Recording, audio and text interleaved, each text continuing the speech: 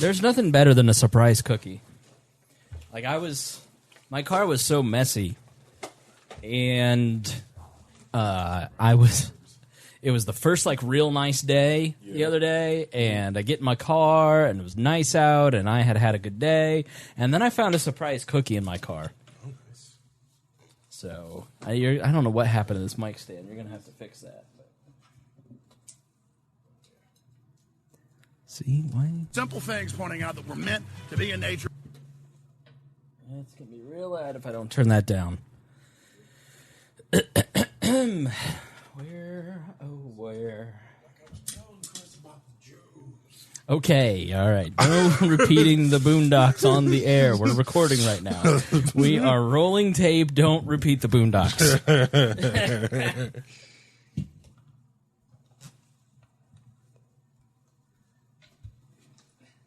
Prank call.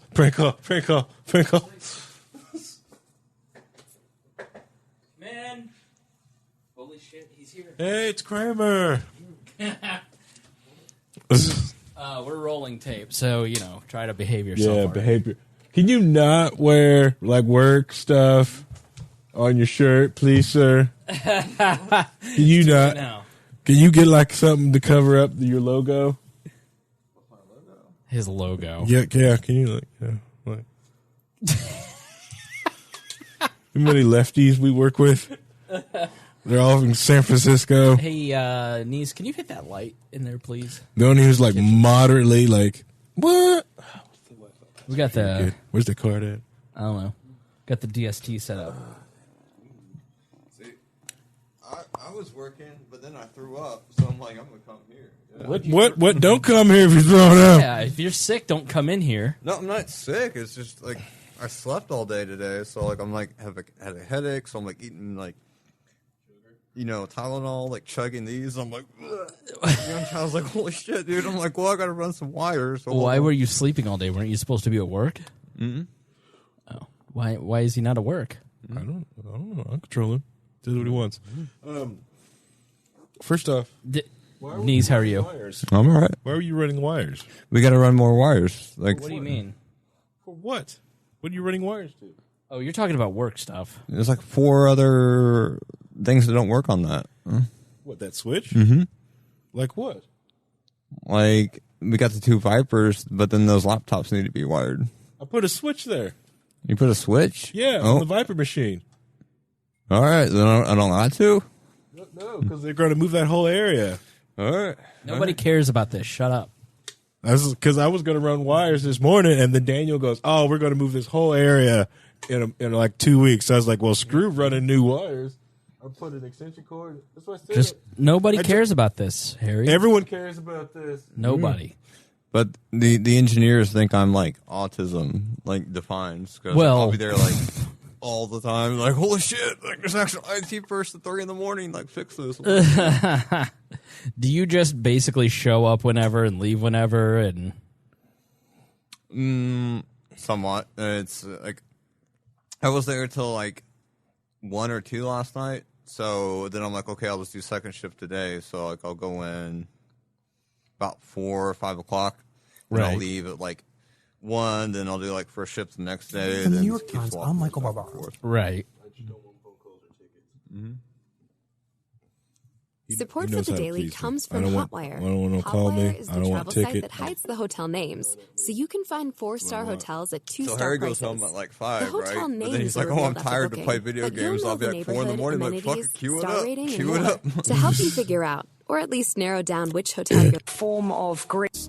Weirdly had more followers than him. A YouTube person posit the gunman.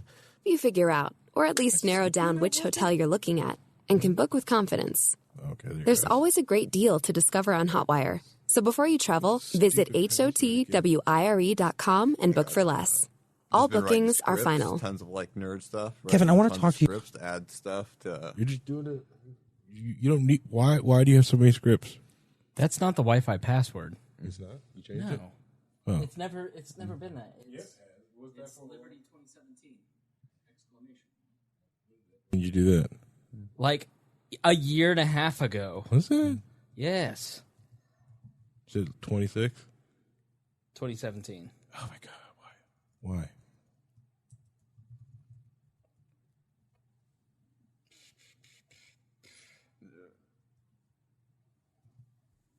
Yes, but I write the scripts, so I don't have to leave my desk. Thank you very much. I'm upset about this graphics card, and the fan's really loud, so I'm unplugged the fan. What are you talking about? About this Quadro graphics card for work, and the fan's really freaking loud, so I'm just going to unplug the fan. You on them. Just yeeting everywhere. Dude, like Reinhold's a yeeter, dude. Like Reinhold's like, oh, I slept all day, so like I want to play video games at 4 a.m. Like, who's on? Oh, Nease is. I'm like, damn right, cue it up. You can tell when he gets angry, right? Because he streams, and like all you hear is like when he's getting really pissed at these video games is like you'll just hear like chain smoking and like cursing. God damn it! Who chain smokes? Reinhold. I didn't know Reinhold smoked. What? Reinhold chain smokes? Yeah, you can hear him like chain smoking when he's pissed. Is that why he goes to voice to talk? Because he wants to hear him smoke? Oh, he puts it on like straight hot mic in when he's like, you just hear this. It's probably weed. Reinhold's just getting high. This fucking broken piece of shit. 347. Is that one of those 2X ones I left there? Yeah. The thing is huge on you. Fucking yeeting, dude. So this is like the bad worst place for you because there's just clothes everywhere. So you just like, well, this is clean. I'm gonna put this on. Mm-hmm.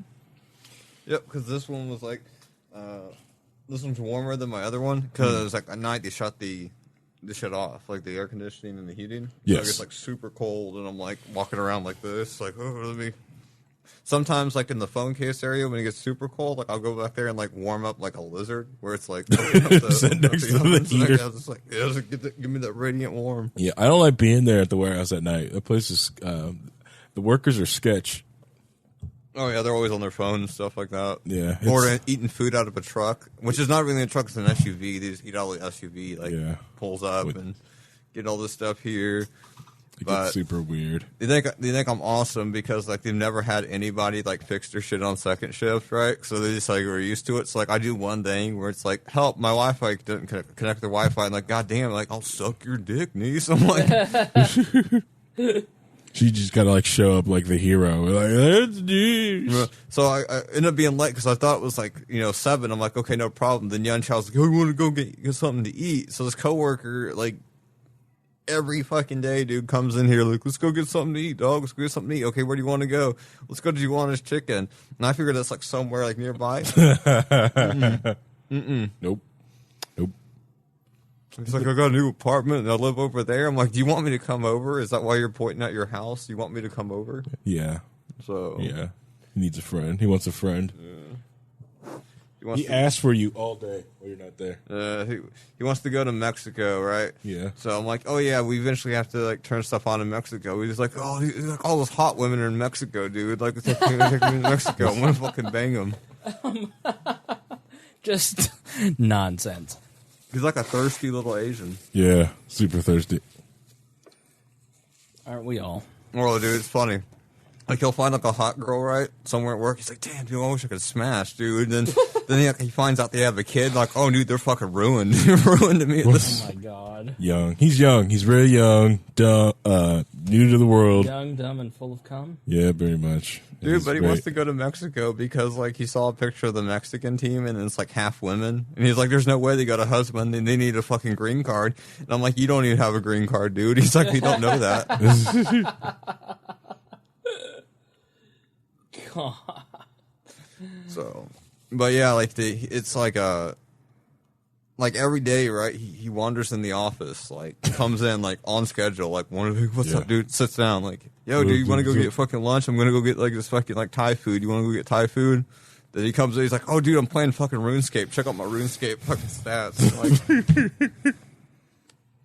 yeah, he because most people don't really like talk to you in chat. They don't really have anyone to talk to.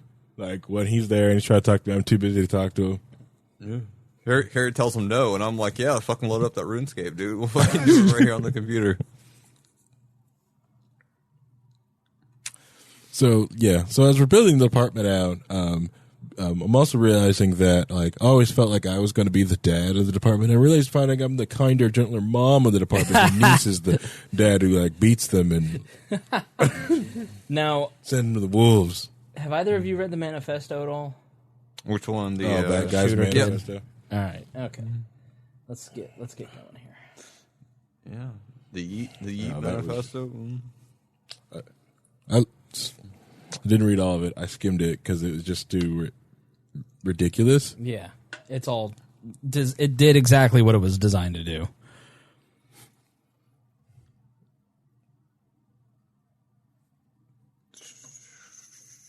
All right, let's get back to some boring subjects. Understand the risk to our country. Freedom brings people together. You're listening to the We Are Libertarians Network. Learn more at wearelibertarians.com. Could you shut up for 5 minutes? Like, I can't even get through the intro without you bitching. Jeez. Welcome to We Are Libertarians. I think this is episode 347. It's recorded on March 19th. Harry's last day, because he's irritating me. 2019. We're going to talk about what happened in New Zealand. We're going to talk, mainly we're going to talk about what is 4chan, what is the online trolling right. We have a man whose license plate says 4chan on it. So James Nease is here, and I'm in a book. I've been immortalized in a book. So you'll hear all about that coming up in just a second. Warning. This show is for adults, produced by semi-adults. So the language is sometimes strong and offensive. I don't know what I said. Welcome to We Are Libertarians, where our goal is to help you sound smarter while talking to your friends. We examine current events from a libertarian perspective while treating modern politics with all of the irreverence it deserves. There has been lie after lie. We toss out the screaming heads, put people before political parties, and give context to the news to make you think. Now, here's our host, a 15-year veteran of politics and media, Chris Spangle. I figured if I make James put his headphones on, then he'll stop talking through the intro. I turned his mic off, Harry. How are you? Going good. Or did you turn my mic off? I did not turn your mic off. I did actually I did, because I thought it was you at first. It was just this low mumbling. So you just assumed Assumed you it heard was low you. mumble. Well, It was me. low mumbling is usually your department on this show. But James Nease joins us. He's downing his 18th double shot energy from Starbucks. He's got his Dorals in the table. Dorals cigarettes. Mittens is over there trying to bum one, already corrupting the youth of Weird Libertarians. James hasn't been on in a very long time. It's always good to see you. It's quite the process. The only person I'd say it takes more effort to get you on the show. Only Greg may be a harder get at this point. And Miranda, I have to remind for days and days, just like you. You work with Harry now, so I've been pinging Harry for days, bugging Harry to remind you, and I just sent you a last-minute text this morning, and I said, if you do not bring James Nease, we do not have a show tonight. First, I don't know why you think I'm responsible for him not being there. Because you are at least listen, he is not responsible for himself at this point. He's too much of a shit poster. He spends all day shit posting your coworkers, his kids, I assume, and society at large. That's about right. The chicks on the right. Yeah. He doesn't have time to remember his schedule because he doesn't live on human time. He lives on 4chan time. Correct. Yes. Right, James? Well, no, I just I like to think I'm iron will, right? So when people are just like, how are you up at 4 o'clock in the morning, or how are you like doing this weird shit at like 7 o'clock in the morning, like 3 o'clock in the night? It's like, listen, I spent all my college years playing World of Warcraft. So, you know, these like 18-hour, 20-hour, like 30-hour, like grind sessions I'm doing stuff. Right. Like that's natural to me. That's like the, You just were born into it, yeah. yeah, like I was, God, how was that? I got my computer when I was 13, and like as soon as I got the computer when I was 13, it was literally like 20 hours of Diablo 2. So I was like clicking it through. See, I would have been normal, right? I would have been normal. I would have probably just did normal things if my dad was like, "Here you go, boy, got you net zero too, so you can get on the internet." Dude, like as soon as I had the internet, I swear within like the first like 48 hours, I'm playing video games. I'm looking up big old anime titties, dude. Like, I'm just wrecking it. And see, back then it was in the living room. So my dad, but he has bad vision. He's like, "What are you looking at?" I'm like, "Just some cartoons." Now, if recent events have transpired, and you hear just in the first 5 minutes here why James Nease is on, because he's in the news. I don't know, Harry, did you notice that when the geese started making a noise outside, both Mittens and I turned our gaze towards the door? Yeah, and you ran towards the open door. We have the DST set up here on We Are Libertarians, so if you watch on YouTube, because every episode we're on YouTube, so you can go and watch that if you're not an audiophile, you want to see our beautiful faces. But got the windows open, and it's very springy in here. We're celebrating daylight savings time. We're celebrating it being 8:04 and still light outside. Mm-hmm. Last full day of winter. Last full day of winter. I don't know about you guys, but I've had enough. I am so full of cabin fever, and I'm just ready to be outside, and so is Mittens. How about you, huh? I'm upset. I only really got to fully use my Subaru a couple of times this winter. Yeah, we didn't really have a very strong winter. It was fairly mild. Yeah, it was very mild, just cold, not a lot of snow this time. I saw a couple of friends in Wisconsin and, up north. They had all this snow. Jealous. Right. I didn't have any. And if it was very, very small. I think the only time I really got to get to use the full power of the Subaru was the one day that our mayor forgot it was going to snow. Yeah. And literally said that in a re-election year. I forgot that it was going to snow. Yeah.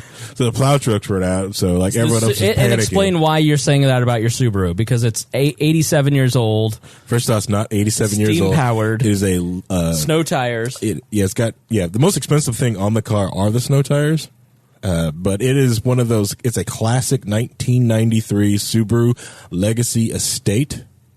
Right. Okay. It's quite the estate. Yeah, it's an estate. If that's all you leave in your estate, you're going to have real pissed off relatives. Yeah, it's an amazing. So it's a 26-year-old station wagon, which I love. I can park it anywhere I want.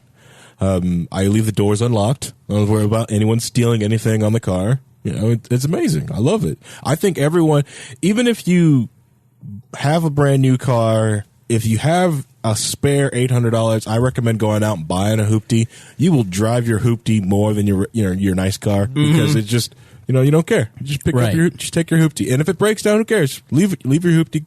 Get an Uber home, sell it, move on. Do you drive a nice car, James? What do you drive? The Hyundai. Yeah, but how old? It's about 4 years old. All right. Okay. So you have a nice car. You used to have one of the greatest cars of all time. The beater? Well, it was the Mercedes, right? Mm-hmm. It was what? How old was the Mercedes? It was like a 92, 93 E-Class. So it was the one you saw, like the same model that you would see in like a Tupac video. Or Saddam Hussein driving around in. Yeah. So it's like, oh shit, like I got to get this. I'm sitting around like small town Indiana and this big ass Mercedes, like boom, boom, turning the back seat. It's got like a 7-disc CD changer in the back of the trunk. Right. So I'm going through town like boom, boom, boom. It's like, hey, what up?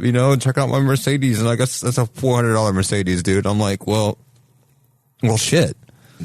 Yeah. It's like, well, just look at it.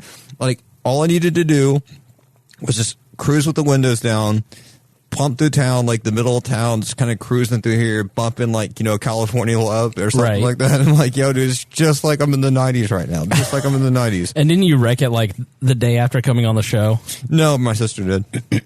Well, did you I assume she paid for it, right? So no. $500. See, family don't do that. That's right. See, like, friends will feel bad about it. Strangers will feel bad about it. Family's like, oh, you get your taxes in 2 months. You're okay. Oh, man.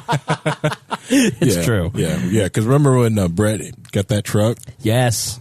He dredging up old stuff. Well, he borrowed Boss Hogg's truck, and he got bitnerd. Yep. And Brett borrowed Jeremiah Morrill's truck, and wrecked it, and then didn't fix it for like months. Then got a new car. They got himself a new car. That was the best part. Right. He bought himself a new car before he fixed Jeremiah's. Classic bit there. So listen, I have been honored. And now, being dear leader, now those of you who are new to the program, the running joke is that I am dear leader because we are libertarians. While there's like 40 people involved at this point, I rule with an iron fist. And I've had to fire people. When I had to fire Chris Galt, I said, listen, everybody, I'm dear leader around here. I will fire you.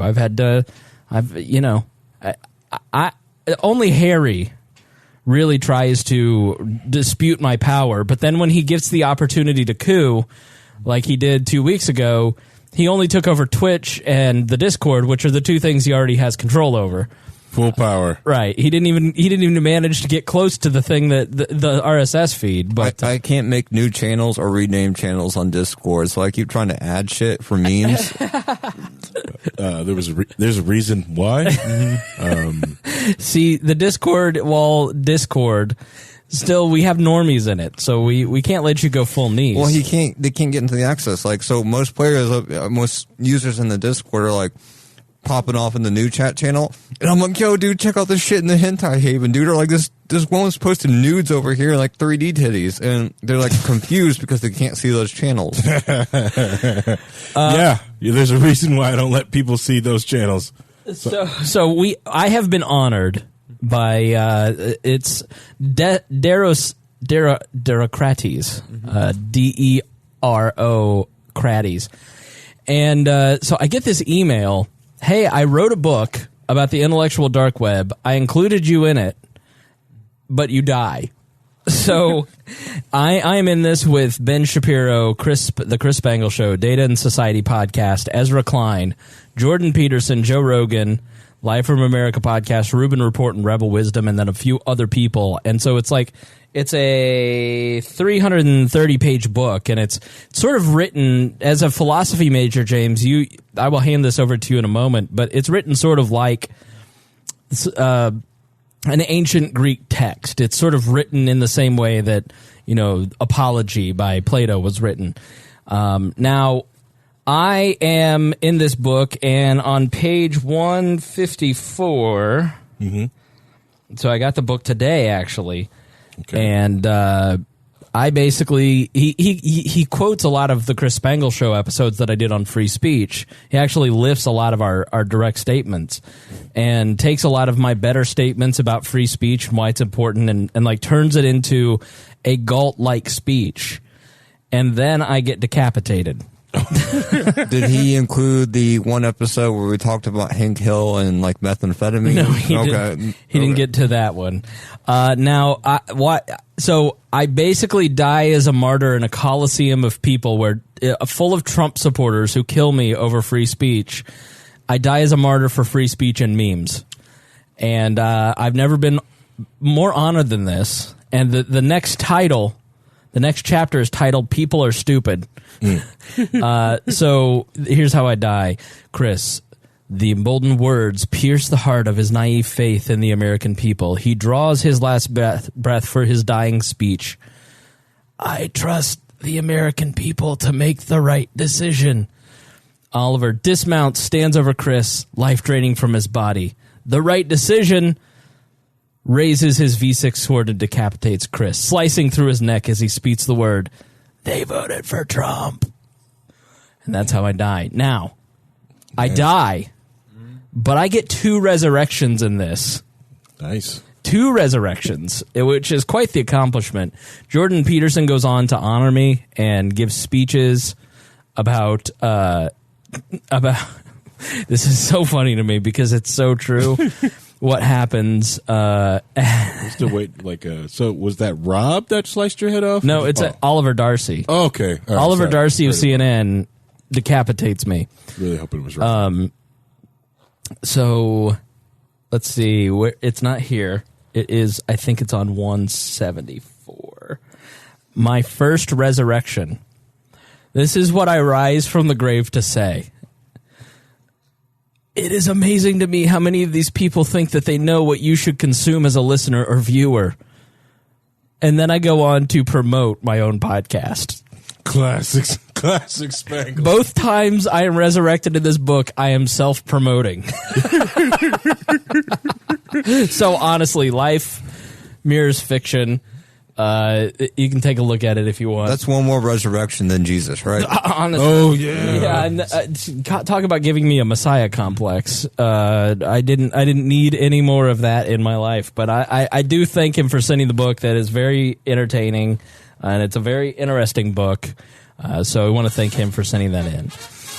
Now it's time to thank a few people. Thank our patrons, all of our patrons who actually make this thing move. I want to thank the Libertarian Coalition. They are starting a webcast, which you can find by going to their Facebook page, and they had me as a guest. I don't know if it's out yet, but thanks to Donald and everybody over at the Libertarian Coalition. What they're trying to do over there is unite the clans of the Libertarian movement.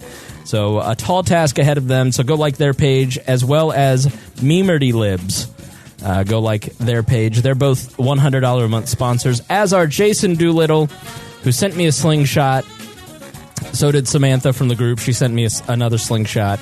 So I'm well stocked after mine broke. Intern Ed Brehab, he's a $100 a month subscriber. Christy Avery and Craig DaCosta. Thanks to them for supporting the program. So let's jump into it. And welcome back. I'm just looking. Paul Jonathan Eads Jr., welcome back at the $25 level. So obviously there was a huge tragedy in New Zealand. I think it's 50 is the count at this point. 50 Muslims were killed in a mosque. Yes. And I have not actually seen the shooter's name. Here is something that I like, that I'm a huge fan of. I haven't seen the shooter's name. I haven't even seen his picture. He's been blurred out. I have not gone and done a huge deep dive on this particular, like all the particulars of it, just because it's like, I don't know, it's depressing and you sort of get the vibe. Mm-hmm. But you're not seeing his name as much. And that's something that we've always talked about. Don't give these guys attention. Don't show their name. Starve that of attention. And Malcolm Gladwell, he wrote a great article, and he's given a couple talks, which you can find on YouTube, about why school shootings happen, why mass shootings happen, and sort of the spread of them. It comes from, they like build on each other, where these guys see one and they study it, and then they almost become kind of like cult heroes. Mm-hmm. And so starving them of attention is really a great thing to do, because if you really there isn't much news value in knowing the name of the person that committed this crime, right, this act of evil. Like, there just isn't, and so I'm glad for that. But this one is different in a couple ways.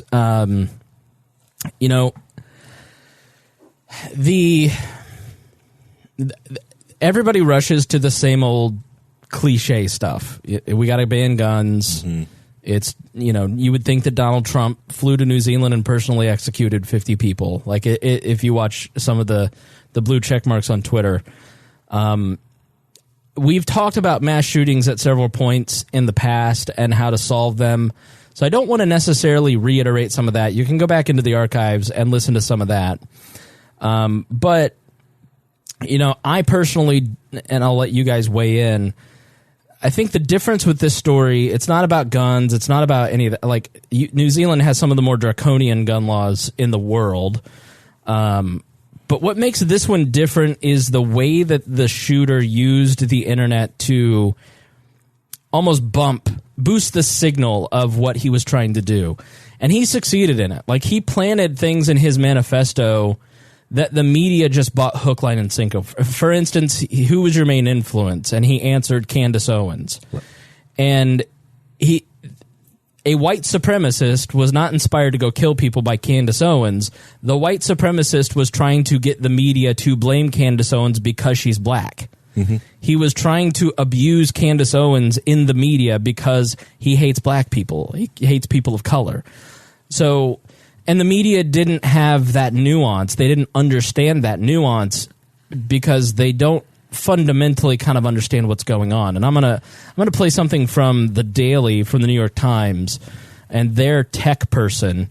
I didn't catch this guy's name, and it doesn't say it here. But let me see if they. You'd think that they would. Kevin Roos, who writes for technology for the New York Times. But I wanted to have James on because James and Harry understand this world a lot better than a lot of other people. What he did is it was a media creation. I mean, what he did is he committed this act of evil in a way that was more public than ever before. If you're not really up to speed, this young white male in New Zealand, basically, I don't know his motives. We'll probably dive into it. I know James actually read the manifesto, and having glazed over that, I don't know that you can really take a lot of that at face value, because he both is a raging leftist who loves China and a white nationalist, who loves conservative-leaning things. So, but in the media, the narrative has mostly been that he's a white nationalist, right-leaning. He starts watching Paul Joseph Watson, and then that leads him to Alex Jones, which leads him to, well, you'll hear basically the analysis from the New York Times. And so I wanted to have on James, and Harry's always here, but James specifically, because James, you're very tied into 4chan, are you not? Moderated, was a janitor that went to moderator for B back before B was just a porn dump. Yeah. Right. So you, and like what year?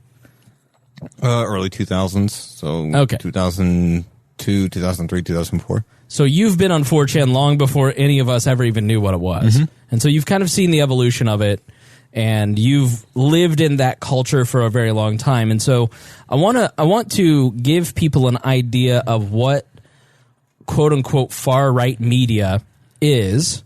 So you don't have to necessarily go take a look at it, but you actually can understand it and be a consumer of news in a responsible way. But first, I think we need to set the table of how the media is talking about this particular event and what's causing all these mass shootings. And I think this conversation really details it better than else. Now, I generally like the Daily from the New York Times, and I didn't find this to be all that offensive or terribly wrong, but I think we'll kind of, wave your hand if you want to stop, and we'll annotate it a little bit, because it just sort of misses the nuance of a lot of things. So this is sort of the mainstream narrative. Kevin, I want to talk to you about the moments before this mass shooting began. What do you know about those? Well, what we know comes from a video that was live streamed on Facebook while this was all happening by the gunman. He taped himself in the car on his way over to the mosque, listening to music, talking. And right before he gets out of the car and goes into the mosque, he pauses and says, "Remember, lads, subscribe to PewDiePie." And when I heard that, I knew, oh, this is something different than we're used to. What do you mean? What is PewDiePie? And why does that reference matter? So PewDiePie is this really popular YouTube personality. He has the most subscribers of anyone on YouTube. Some people think he's offensive. Some people really like. PewDiePie has been getting, I think people think he's a gateway drug. He has been caught saying a few things that are, he's been caught saying the N-word or a couple racially tinged things. I don't consume his content. Is he overall an offensive character? He's the #1 subscribed channel on YouTube. He basically just plays video games and commentates on them, right? Well, he gets infused with T-Series. Right, which is this Indian film studio he's competing against. They'll talk a little bit about that. But, is PewDiePie a gateway to white nationalism?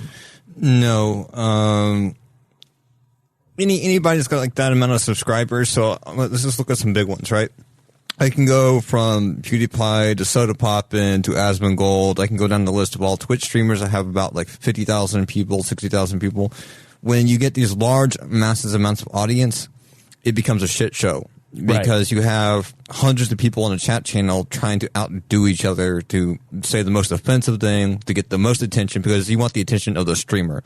You want him to call you out, ban you, or be like, what the fuck are you saying? Right. Trolling culture is about outdoing the other person to a level like I'm going to say the thing that you're too afraid to say to show you I'm more alpha than you. Yeah. So if I were to say, is it a gateway drug? I will say that the people that will be on PewDiePie's channel, that will be on Asmongold's channel, any of these big streamers, Twitch streamers, YouTube streamers that are saying anything racial, anything sexist, they're already saying that on other websites as well. I can go to 4chan and see that. I can go to 8chan and see that. I can go on Facebook and see that. They're in Facebook lockdown groups.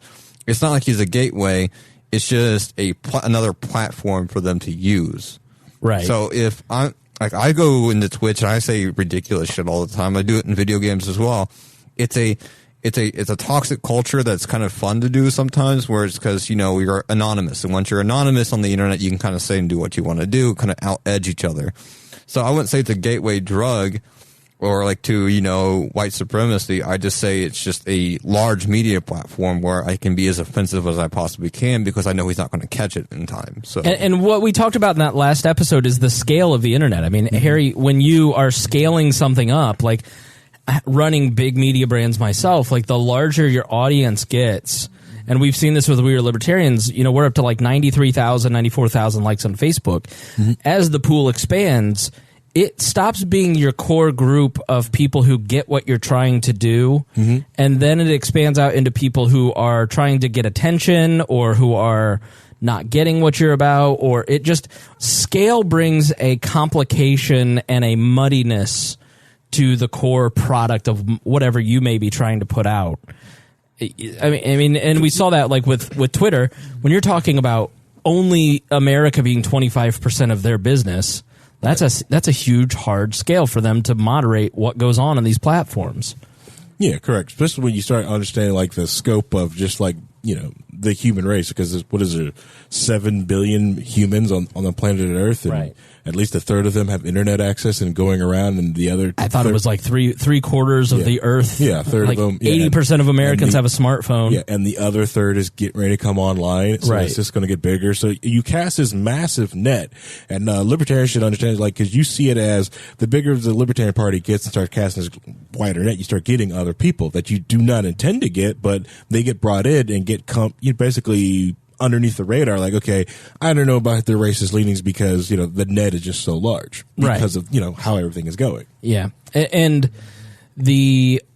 for all the talk about how we embrace diversity, other cultures don't necessarily mesh well, and they don't know I don't know what may be offensive. We all have heard like the OK sign. Now it means white supremacist, but like if you gave an OK sign in India, it meant F you or something. Like we all heard that as kids.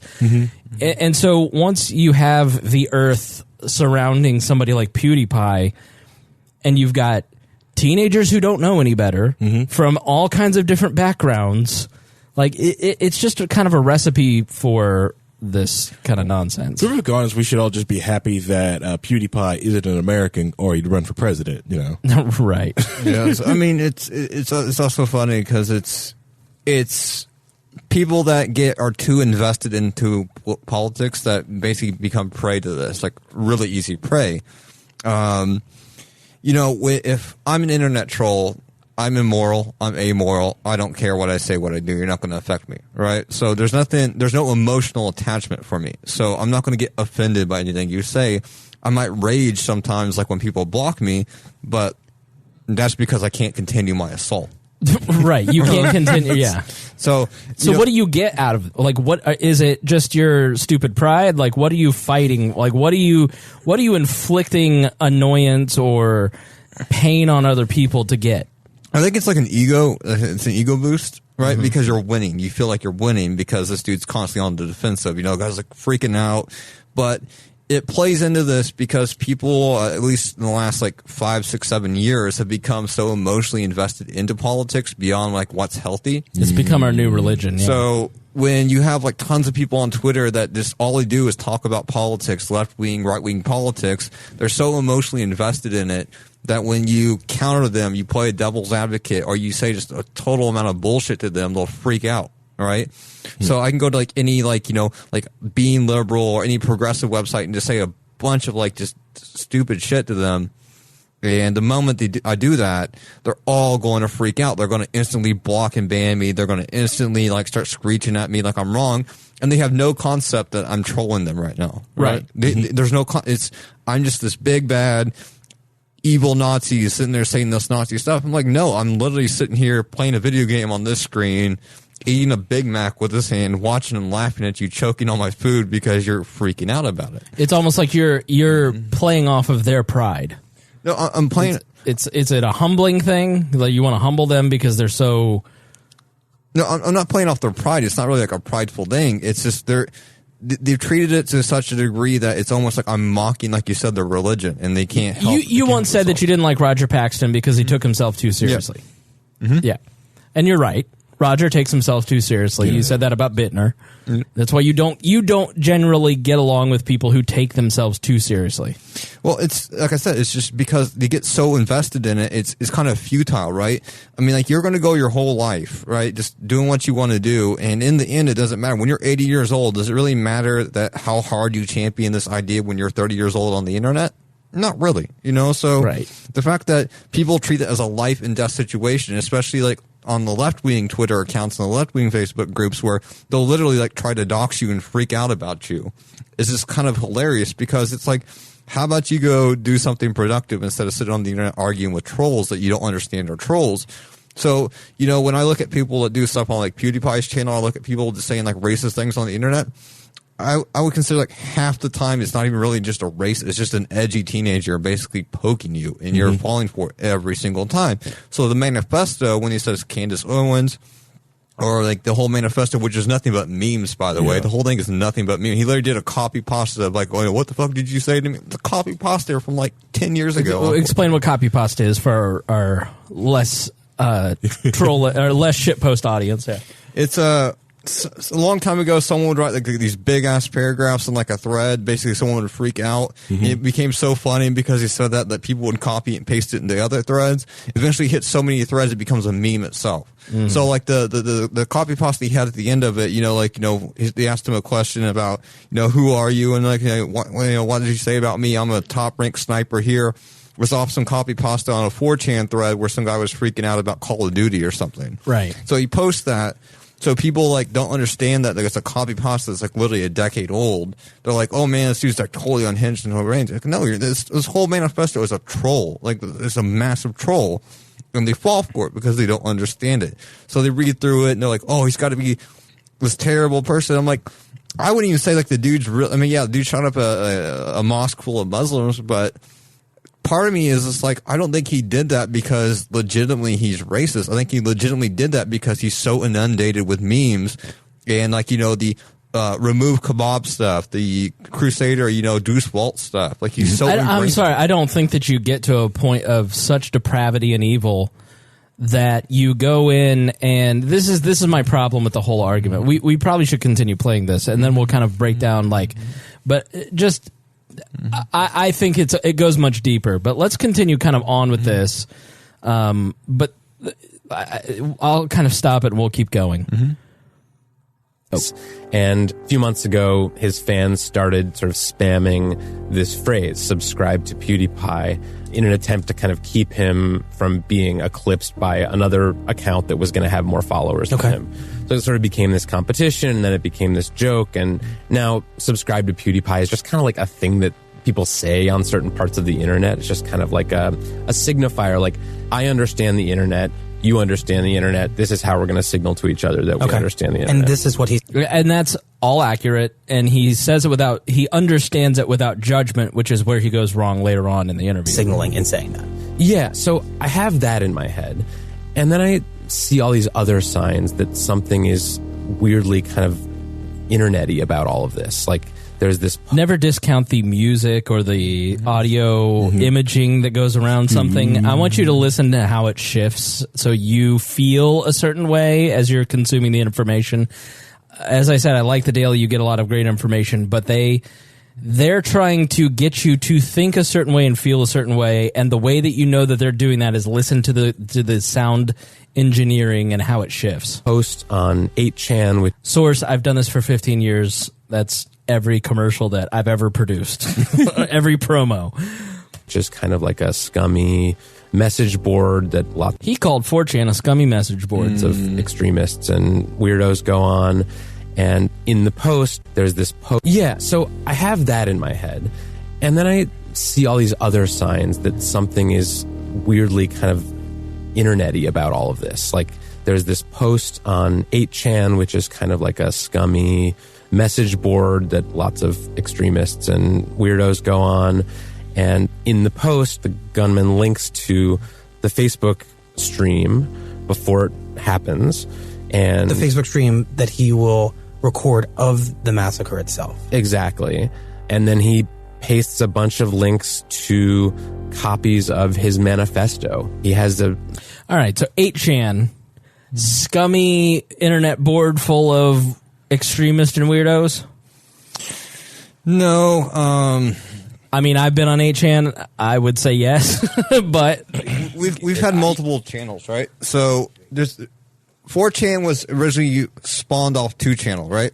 So 2channel was a Chinese-Japanese message board where they pretty much just posted manga for the time being. What is manga? It's just basically novels of anime, if that's the best way to describe it. So started as 2chan. We opened up American version of it, 4chan, which we only had like a couple boards at the time, which were dedicated to like video games, anime, stuff like that. We started adding more boards because more and more people went to it. So when we opened up the American version of 2chan, 4chan, the audience started to grow. So we started getting lots of like internet memes, lots of like trolling, stuff like that. So we had B, Robot 9K. We eventually got the K channel for guns. We eventually got that one. So it expanded from a few channels to about like 30 different channels. So when things get big, things splinter off in each different channel. So we had a 420 chan at one time, which was for like pot smokers. We had BBW chan for people that like thick women. So, I mean, literally, you can go there right now. It's literally just really, really thick women. Harry, please focus.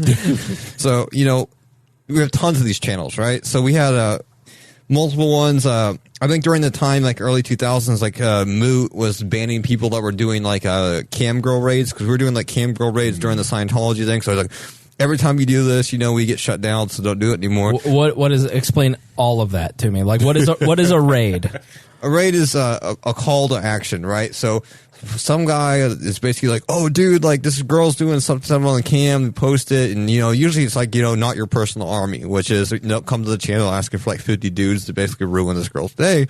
But sometimes like the target was just so like hilarious because of like what she's doing. Like, for example, we had one called Sweet Eva.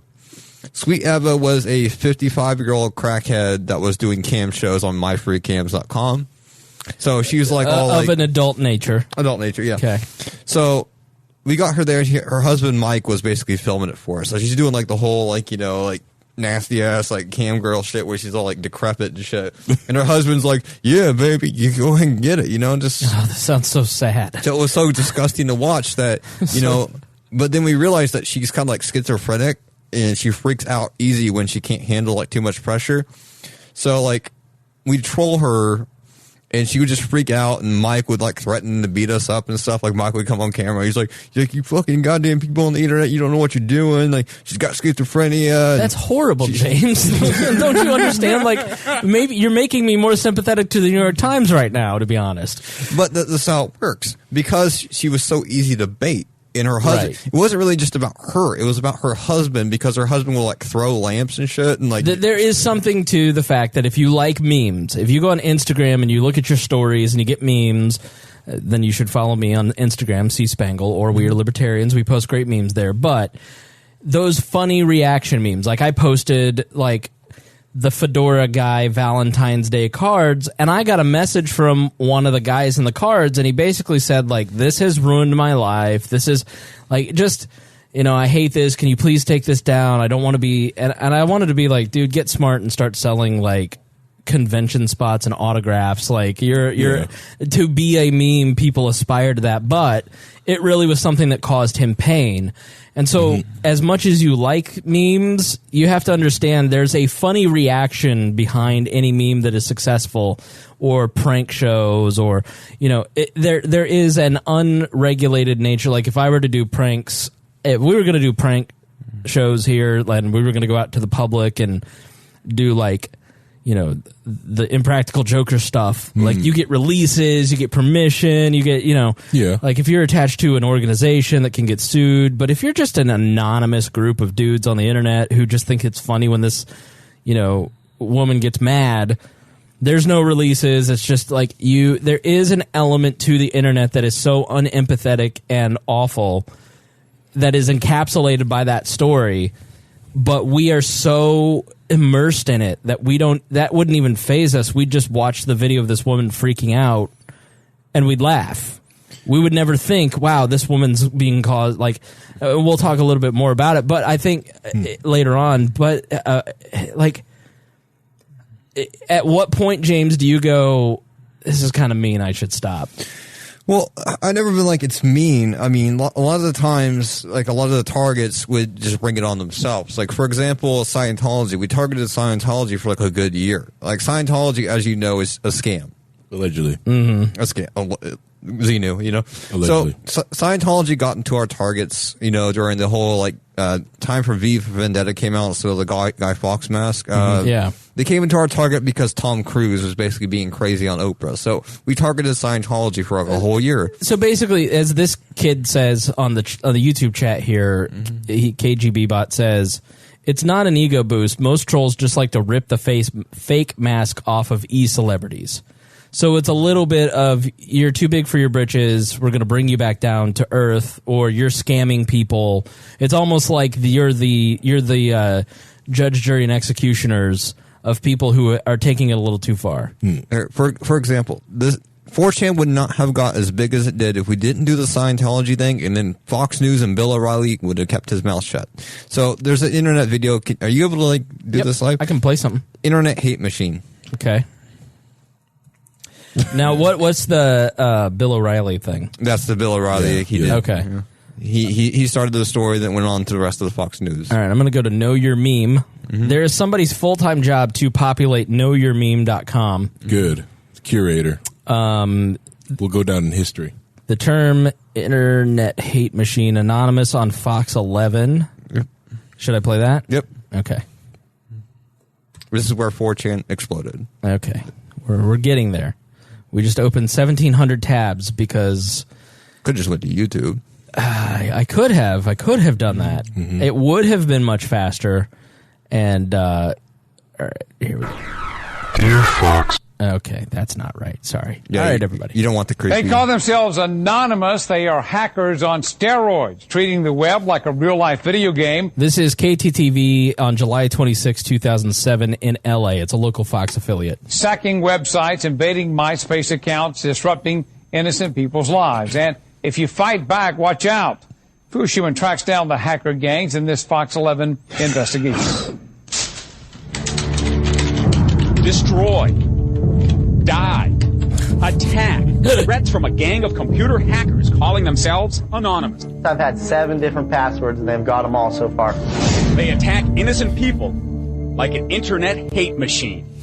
We are anonymous. We are strong. We do not forgive. We do not forget. Those who fight back. Now you two are laughing because you know this is a joke. Like you're like, not only is Fox being ridiculous, it's the people who are participating in the we are anonymous. Like, you know, he's one of yours who is basically signaling to the rest of you, look at these fucking idiots that I just... It's like when Howard Stern used to do prank calls, and they'd play them, and they'd go, oh my God, we're all in on the joke except for this one idiot. Did they actually write... Fox News actually got, like, a picture of, like, a van, right? Like an actual white van. Right. And then blew the van up. Like, we're actually bombing, you know, like vans and shit like terrorists. And so, like, we called it, like, the pedo van. Like, oh shit, they blew up the pedo van, dude. Like, I'm gonna fucking get my, like, hentai and shit now. Because Fox News made it to a point, like, they were trying to, like, dial down that we're domestic terrorists, right? Yeah. So the moment they made this article, like people would call like Fox News affiliates, CNN affiliates with like, a voice changer over Skype or something, and basically issued like these terroristic threats, these fake bomb threats to the Olympics and stuff because they would roll with it. So 4chan went from, so this is the exploding van. I didn't mean for it to start playing. So, like, imagine if you're an internet troll and, like, you're just from this, like, stupid anime web, forum that's just basically rating, like, camera websites and talking shit on MySpace, to the fact that now, like, national syndicated news is basically calling you a domestic terrorist and basically believes anything you say. And now you're rolling up like 2007, 2008, and after that came Gamergate with like the whole women on the internet with video games freaking out as well. You just took this tiny little like microcosm of the internet and just exploded it into like a gigantic network of people and trolls and hate speech advocates, free speech advocates. Everything under the sun is now on 4chan, 8chan because of Fox News calling them domestic Which terrorists. has been my argument about Alex Jones the whole time. You've mainstreamed Alex Jones. Instead of letting him be in his own little corner of the internet where he's not hurting anybody, he's just, people are just listening to him and like sitting silently by, now he is he's part of meme culture, which is way more powerful than any government force. Like I have been talking to one campaign here locally. I'm like, do you want to win the election? Make memes. And so they made like a silly song about the mayor who is bad at potholes. Yeah. The mayor we talked about earlier. Yeah, pothole. The Republican candidate, my former employer, created the song called Pothole Joe. Okay. And, then there's memes of potholes everywhere. The Pothole Bachelor one is one of my favorites. It's starting to pick up. It's starting to catch on. And like their campaign is like, no, we're going to focus on crime. I'm like, people don't care about crime because what you don't understand is that that's too serious and too sad. And not for nothing, unfortunately, it's happening to people who are in the drug trade who are of Harry. What? What? Harry, what? Could you say this for me? I don't want to get in trouble. Hoosiers? Yes, people, human beings. Yes. Human beings that are involved in the drug trade of the urban zip codes. And so, like, your suburban white people, let's just be real, they don't care about those people because they think of them as those people. Correct. Right. Yeah. Now they were getting robbed at gunpoint on the canal. Now they care. Like, whoa, what was going on here? But when you're paying $500 because your rim got bent on a pothole and you're posting about it, how you're mad about you have this expense because they don't fix the roads, and it's like, it's not a life or death situation, but it's annoying and it makes you mad and it makes your friends mad and it doesn't make everybody sad. It makes them mad. And then you bring in the memes and then all of a sudden it's like, oh, he's to blame for the thing that's making everybody mad. And then memes end up electing a mayor because it's not too serious, but it's a serious enough issue. It's a dereliction of duty. It's like, it's that in-between spot. It is nothing like rolling by in your 26-year-old Subaru and seeing a $85,000 Mercedes on the side of the road with a flat tire because of a pothole, and you just keep rolling by because you know that guy's like, oh, look at that guy, that old Subaru. He's all angry and cranky. So, yeah. Yeah. I mean, and that's what meme culture is about. It humbles the proud and it entertains the masses over things that aren't too edgy. Like 9/11 memes, it took 14 or 15 years before you could go to 4chan and see 9/11 memes probably the day after. But like it took 14 or 15 years for memes of the 9/11 variety to start be acceptable in terms of posting. Now you see them all the time because it's not as offensive. And that's the thing is like, meme culture has gone beyond where James, as you listen to this, just kind of think about the concept of what James said. They started taking us so seriously and starting to give us more power than we had, and so more people were attracted to this movement. And so as you listen to the New York Times, think about that. Yeah, because 70. Go ahead. I was going to say, because you were talking about like basically young adults who no one listened to, no one gave a crap about. The only safe haven they had was online because at that time, nerd culture was not popular. Okay, right. If you liked manga, Dragon Ball, and anything else, no one cared. I mean, do you remember about 10 years ago, less than 10 years ago, VH1 had like a show with the Revenge of the Nerds guys, and it was like nerds competing in a house.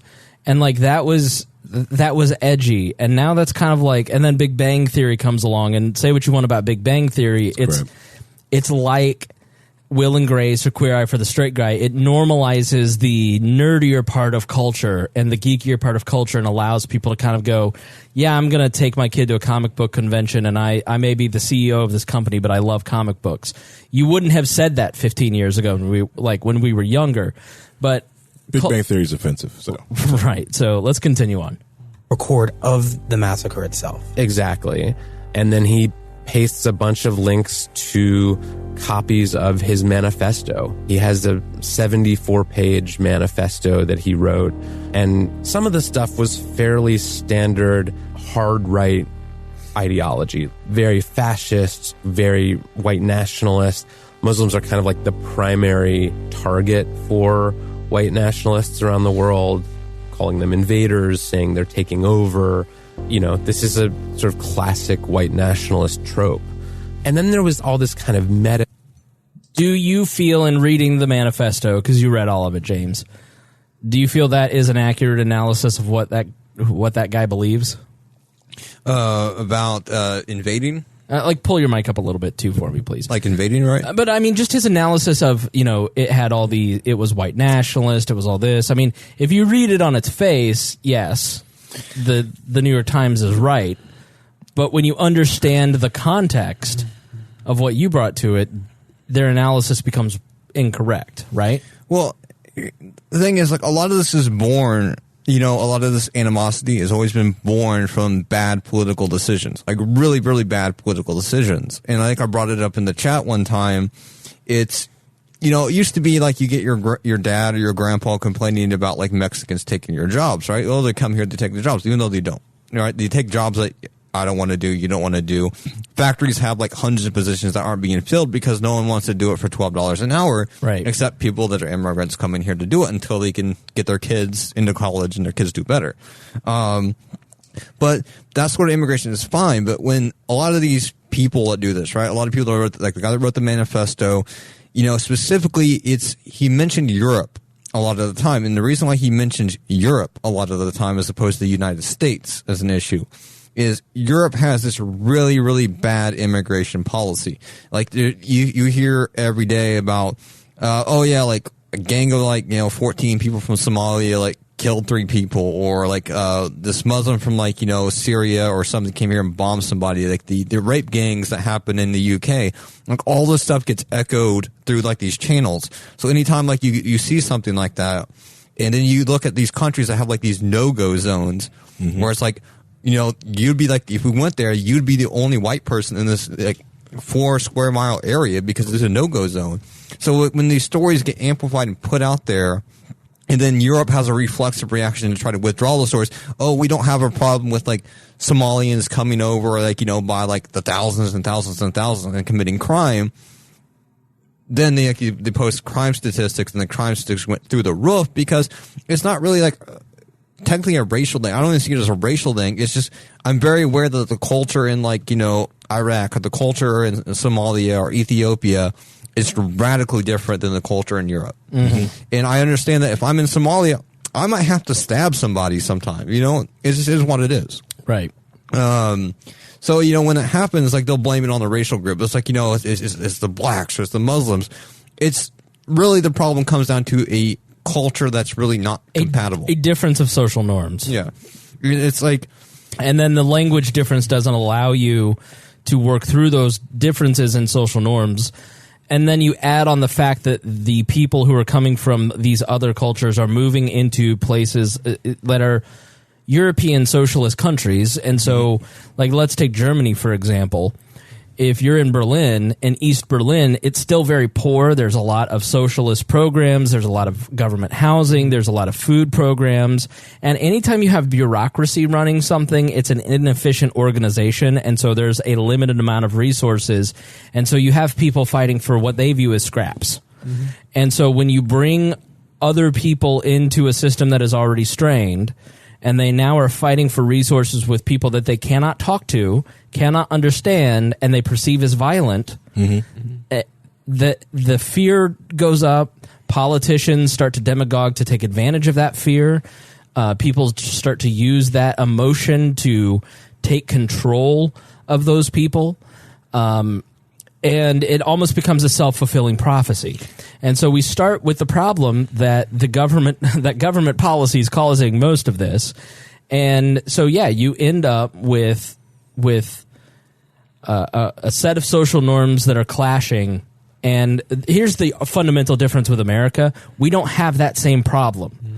And that's what people don't seem to understand, is that we don't have the same, like, European societies have a much, like, culture and race and origin means so much more there. Like, I have thought my entire life I was mostly German. Right. My sister just did her 23andMe, and we're mostly We're mostly Irish and English. Thank you, FBI. Right. I had no idea. Like, I had heard I was 1/16th Indian. I have no idea if that's true. I don't know if I'm more Native American than Elizabeth Warren. Like, I never ragged on Warren too much, except when it was funny. Mm-hmm. But everybody has that. If you're an American who is our age, everybody has, well, we came from Germany, and you sort of vaguely know your family history, mm-hmm. but you don't have families that have lived in the same spot for hundreds of years, or institutions that have lasted thousands of years in America. You just don't. You have e pluribus unum, out of many one. Mm-hmm. And it's many cultures combining to create the United States of America. We are a country built on multiculturalism, and that's fundamentally different than the DNA of European socialist ethnostates. And so when conservatives try to force the Mexicans into that box, I just look at them and I go, you're telling me that the technically Caucasian, mm-hmm. Catholic, mm-hmm. conservative, mm-hmm. pro-life, pro-family people that are coming into this country disagree with your values. It doesn't make sense. They're just trying to copy the same demagoguery of Europe. And so it's nonsense. It just doesn't work if you're on the right. Like, you sound foolish for anybody that's read a book. The problem with Europe. Hold on. I think you turned it off. Is it on? No, what's wrong? There you go. See, this is why we had to take that button away from Harry. Now you've turned it off. There we go. Jeez, this is the key. Right. This is like the Three Stooges. Yeah, right. You can hear me now, though, right? Yes. So the difference between the United States, right, and Europe in general is, when I look at Mexico and I look at Chile, Argentina, Colombia, I go down the list, right? Mm-hmm. I can match, and this is why a lot of people will panic on especially if I look at a white nationalist community, for example, is when I look at Latin American countries. They have the same birth rate, essentially the same culture, because all Latin Americans are pretty much European at this point. There's hardly any indigenous communities there. They've all been colonized by Spain hundreds and hundreds of years ago.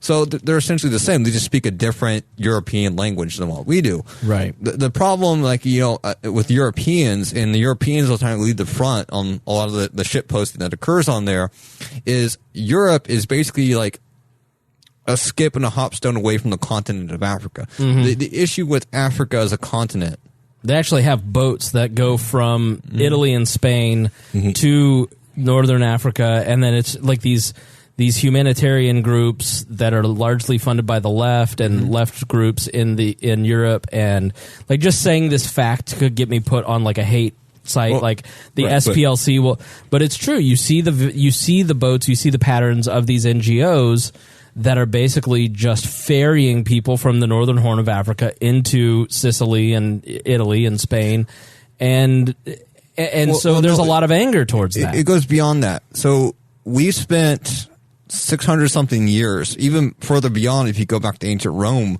raping that continent. So we've taken all the resources, we chopped down trees, we killed all the animals and plant life there. The Sahara Desert's growing by inches every year. It's getting bigger and bigger and bigger. Mm-hmm. Mm-hmm. The problem is, as we did that, we forced, Christianity on them. We forced Islam on them. A lot of African nations, I go to Uganda, or I go to Ethiopia, or I go to Sudan. They have large polygamy, they're polygamous by nature. They were that before we introduced these religions that pretty much sanctioned it. The very names of the countries they were all created, during colonial times. Yeah. Right. So I add that in there, right? And I know that Africa is running out of room. I know it's running. The Sahara Desert is getting bigger. The water supply is drying up. Yep. These countries have a fertility rate index between 7 to 9.4. There's an article on the BBC of a woman in Uganda that's 35 years old, my age, that has 36 children. Jeez. And it's like, and she's like, well, my dad has the same issue. You know, he's got 50 children because he's got 4 wives, and this happens in the Middle East and there. So when I look at Europe, it has like a 1.2 or like a 0.8 fertility index. I look at Japan that has like a 0.5 fertility index. You're eventually getting to a point by like 56. Africa, people in Africa will make up the bulk of the population because we've taken all the resources out there. We airdrop them food, we airdrop them vaccines, so they're not dying from malaria anymore. They're not starving themselves anymore. We're taking care of that. But we inflicted such a wound on that continent. And continue to do so with the World Trade Organization. If you read John Perkins' book, basically, Western countries still continue to extract resources by making loans to these countries against the resources that they can never pay back.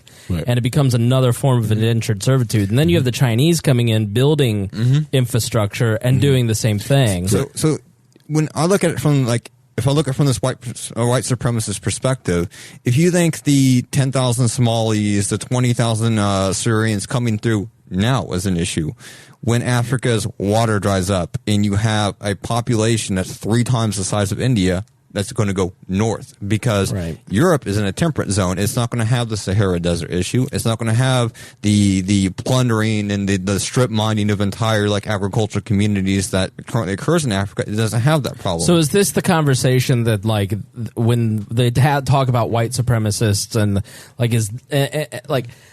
I will watch Paul Joseph Watson or Sargon, but I've never really heard this. Is this the conversation that the New York Times hears and then labels it as a white supremacist? Because what you have is, what you've just presented is, here's facts and here's data points. But it's probably usually phrased in much more racist language. Well, they're invading. They're going to take over. It's more fear based. Well, yeah, they'll make it a fear based thing where it's they're going to take over our culture. I mean, the Tommy Robinsons of the world. I mean, literally are. That's because Europe has a low fertility index. Places like India and Asia and Africa have high fertility indexes. Eventually, you're going to see over the course of the next couple centuries, people that are white will essentially be eradicated at this point. Well, that's a bad word for it, but that's what they're going to say. You're dwindling while these other populations are growing, especially with industrialization when there's now jobs, there's medicine, there's food. And they still keep the practice of 5, 6, 7 fertility indexes. You're eventually going to get replaced. And that's just how it is. This is how things work. If I look at ant colonies, right, and I compare people to it's a weird thing, Harry, to be worried about something that you will not deal with. Harry's going to be the new white. Yeah, pretty much. I mean, doing my best. He's going to beat us with whips. We won't talk about Harry's Ancestry.com. He was helping strip mine. So when this situation occurs, and I liken it to ant colonies, if you watch ant colonies, they essentially grow. And there's always you have 2 ant colonies here. One ant colony tends to outgrow the other one. Depends on where it's located on your yard or where it's located in the jungle or whatever. One colony gets bigger, and now they're going to have to fight for resources. That larger colony ends up overtaking the smaller colony. It includes a lot of death on the other ant colonies, a lot of integration, capturing, basically taking young back to its colony and storing it there. Now, humans don't usually do that, but the Earth does have finite resources. Yes. People have fought numerous wars over resources. So, in terms of are they being racist for the sake of being racist? Yeah, for some degree they are. But if I look at the concept of demographics is destiny, and I look at trends where things are trending, how things are trending, I can see some sort of panic for people in Europe because you basically ruined an entire continent for hundreds of years, and now the continent's going to bite back. Yeah. Correct, yeah. And the more they try to do to help that continent, they're actually ruining it. So bringing all that aid that you're basically just ruining it because now they don't have to develop farms and try to fix the Sahara because why? You're bringing water and aid and everything else. So go look at just type in libertarian opinion of foreign aid and you'll see the cost of it. Yeah. Right? That's an issue with libertarians too, is they don't see it in that scope. The scope was, especially if I'm I'm okay with immigration, but they don't see it on that scope. It's when you have nations that have been like third world for forever, and they're still getting raped and pillaged by, you know, countries that are like in the second world status, industrial nations like China, industrial nations like India, superpower 2020, by the way. These people, they get displaced, and they're always going to go to the most profitable area for them. They're not going to stop in the next country in Africa. They're going to go straight to Europe every single time. And Europe doesn't have the space, the housing, the food markets to sustain. You know, Sweden can barely sustain like the 20, 30,000 people that's in it. It just doesn't have the tax space to do that. Now, amplify that to 1 million, 2 million, 5 million, 6 million, 7 million. Well, just look at the disruption that 1 or 2 million immigrants from Syria and Africa have caused in Germany alone. Yeah, and the discord that has caused. Correct. It's going to be. We'll probably be dead, but you know, like 2060, 2070, it's going to be a hell of a fun time because you're going to have a ton of like just ridiculous like land wars. Yeah, it is. We've been in this period of peace because we have nuclear weapons, but it is, you know, what happens when they're like, you're not going to nuke your own home. Well, yeah, nuclear weapons and the spread of capitalism. Absolutely. You know? Because that's the other thing is the one thing to stop a lot of that is the social programs ruin it. Because they fix the markets. Government intervention from the UN, from the European Union.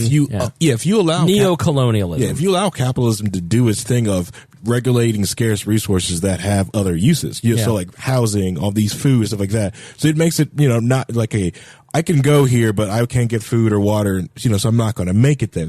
But if you fix the market with these government programs, that makes it okay. So if I make it there, I'm going to, you know, they're going to make sure I get a house. They're going to make sure I get food. They're fixing so that capitalistic thing that would stop someone from going somewhere, you know, they kind of just fixed.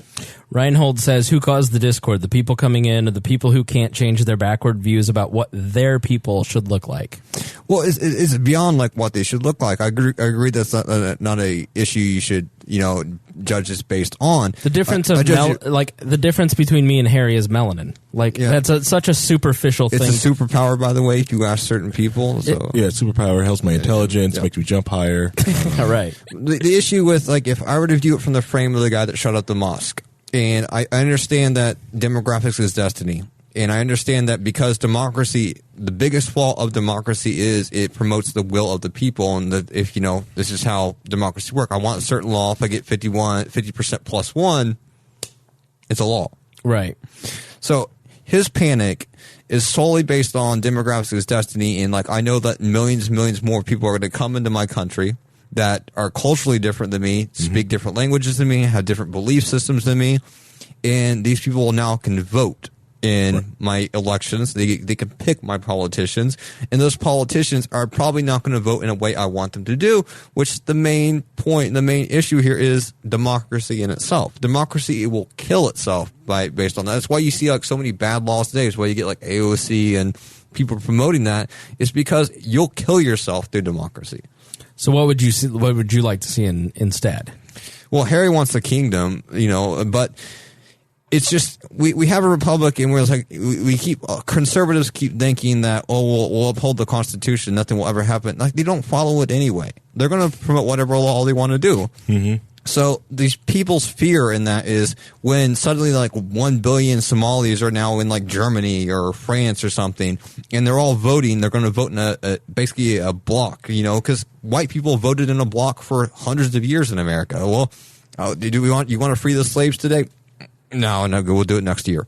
You know, so they always voted in a block because it's a strategy that even like Mormons, you know, like the Quiverful movement, Mormons to some extent, they practice as well. Like the whole point that Jim Bob off the Duggars has like 17 kids is a demographic of destiny. It's based on the Bible concept that, you know, arrows in a quiver. The more arrows in a quiver I have at the gate, I can overcome the gate. So the Duggars, and especially people in the Quiverful movement, see their children as the arrows and the gates as the political establishment. If I want my, you know, fundamentalist religious utopia, I have to have more children, and I can vote you out in local elections, which move up to state elections to federal elections. That's the kind of concept that's going through their heads. If I don't get rid of all these immigrants, they're going to vote against me and take away things I like. And if they take away things I like, it's not worth living anymore. So I'm going to shoot up the mosque. I'm going to shoot up this. And it's what we talk about all the time. government is force, and it's two people with differing values fighting over the gun. And if you win the gun, then you get to put it to the other person's head. So take away the gun. Let's have a stateless society where people can live in. And this is really like the crazy part to me. You know, if I do nothing else in the course of this podcast, all I care about is getting you to realize that your world and what you can control are your decisions and the world in front of you and your community, the 100 people that you see on a daily basis. It's a radical notion in a world that says one individual's actions in a country on the other side of the world means that your rights should be taken away. What insanity is that? I mean, it's sort of insane, but it's sort of not. Like, in a perfect world, everybody would think exactly like I think, would vote the way I want them to vote, would do things I love to vote. Because I would love, like, my little anarchy utopia where I can do whatever I want whenever I want. But I understand that, you know, by and large, like, different cultures have a lot different values than I have. Nothing is objective in this world. Everything's subjective to where I go. And I understand that because things are subjective and we work in a democracy, that people will vote against me. Often they will, because my views are a very, very small minority. I mean, libertarian views are like, what, 1% of like the actual population currently? I know we use the trope that, you know, you're all libertarian because you want to be left alone, but voting trends say the difference. You know, we say like, oh, you're a libertarian because, yeah, you want to leave. They say that until it's voting time. You know, then it's like they vote for these really oppressive laws and these laws that kind of expand the role of government. Even conservatives that beat, you know, small government all the time, they say that. So if I look at his perspective, the shooter's perspective, that's his main fear. And you'll see that in the libertarian movement as well with the non-open border libertarians, the closed wall, build the wall libertarians. Same thing. They're afraid that all these people from South America come up, vote in their elections, vote for more socialism, vote for whatever they want, you know, and it goes against their current wishes. I'm like, but that's the flaw in democracy. That's always been the flaw in democracy. That's ruined a lot of nations based on like what happens and what they do, based on who they vote for and basically what they vote for at the time. So I understand his premise and why he did it. I understand like that fear. That's a long game type of fear that you're fearing like, you know, 100 years in the future, because this isn't an inevitable thing. This is something that will occur. We don't have enough jobs for the people to migrate at that level. There's not enough jobs for those people. When people don't have a steady income to like feed themselves, clothe themselves, you know, send their children to school, they'll do things to get things done. And I'm not saying they're going to be violent right out the gate, but if you have the choice of starving or stealing a piece of bread, you're probably going to steal a piece of bread. Right. So I understand that, you know, population grows and population is going to shift to these smaller countries that can't handle the burden, the load. So I think instead of, you know, being reactionary, well, we have to kill them there. You know, we'll kill them here in this mosque. There has to be at least some effort to control like these old superstitions, these old like religious values that basically promote the idea that's going to cause your inevitable doom. The polygamy stuff, the religious, you know, zealotry that's occurring in like a lot of these cultures. To be a one unified nation with people that, you know, are kind, compassionate, these old ideologies have to die. You can't have people believing like, you know, like Sharia, for example, and that can't mingle with the West. It doesn't mingle with the West. We can't have people like have like 3 or 4 wives popping out like 30, 40 children and expecting to actually make it in a Western society. That's cost so much money to do. Yeah. They have to be funded by the government at that point. Yep. So until these things are solved and the population crisis goes down and we kind of pull out of Africa, kind of get, you know, isolate ourselves for a while. We just need to isolate ourselves for a while and kind of fix what's occurred in all these foreign nations instead of bombing them, instead of wrecking them with like, you know, economic warfare, cyber warfare, whatever we're doing. Get them to a point that they're where we are on like a Western civilization end, where we're okay with like private property rights. We're okay with, you know, freedom of speech. Get them to that point, then integrate them. But we can't just at the current point in time throw everybody in the kettle and expect like situations like this not to happen. That sounds like a separate but equal argument. In nationalism, it sounds like, I don't know if you're making the case for nationalism, but the nationalist argument, as you just articulated it, really sounds separate but equal. We'll just take care of ourselves. Well, I mean, am I misrepresenting? Like, yeah, because that's what I heard. Like, I basically heard you like, yeah, put up the walls until you learn to play nice with our culture. Right. I mean, it's his mind frame. So if I'm speaking on his, you're not saying that this is your view. You're saying you're interpreting what the worldview of this particular individual. Well, a lot of people. It's not just this person. He's just Right. more radical about it. A lot of people view it like that, and it's just because throughout history, every instance in history, there's always a clash, a conflict of culture. When it's, we go to China, we have a war in China, it's a conflict of culture because we're having a war in China. It's because European thought, Western thought has always been dominant. We've gone to these countries, we colonize these countries, we force them to do what we want to. They have to play by our rules. So when I have that mind frame that you have to play by my rules, everything has to play by my rules, are not allowed in. But at the same time, other cultures play that same thing too. It's not like, in Saudi Arabia, you can be a Shia Muslim and go into Saudi Arabia. You're not. Right. It's a different culture. Even though it's the same, branch of religion, same culture, basically geographically, you can't. They don't like you there. They'll kick you out. They'll do a whole bunch of other stuff. This occurs everywhere in the world. These little segments of population that isolate themselves. And if they can't isolate themselves and they try to open it up, it usually gets lashed back. So yeah, even if I am a Shia Muslim and I try to go to like Saudi Arabia outside the pilgrimage to Mecca, I might be okay until someone finds out I'm Shia. Then there's the case in the news, the guy beheaded the dude in the cab. Yeah. Gets a medal. I mean, this is on the news now because, it's this big event. Guy shot up the thing. He made the manifesto that made it get attention. But this stuff happens everywhere in the world. Try being a Muslim in India, or like a Hindu in northern India, or in Pakistan. Try being a Christian in some of these places. Like Christians, believe it or not, I mean, not here in America, but Christians are killed more than any other ethnic group around the world. Like if you have. If you're not in the United States, you're up in the western part of Africa. Right, you're dead. Let's continue on with.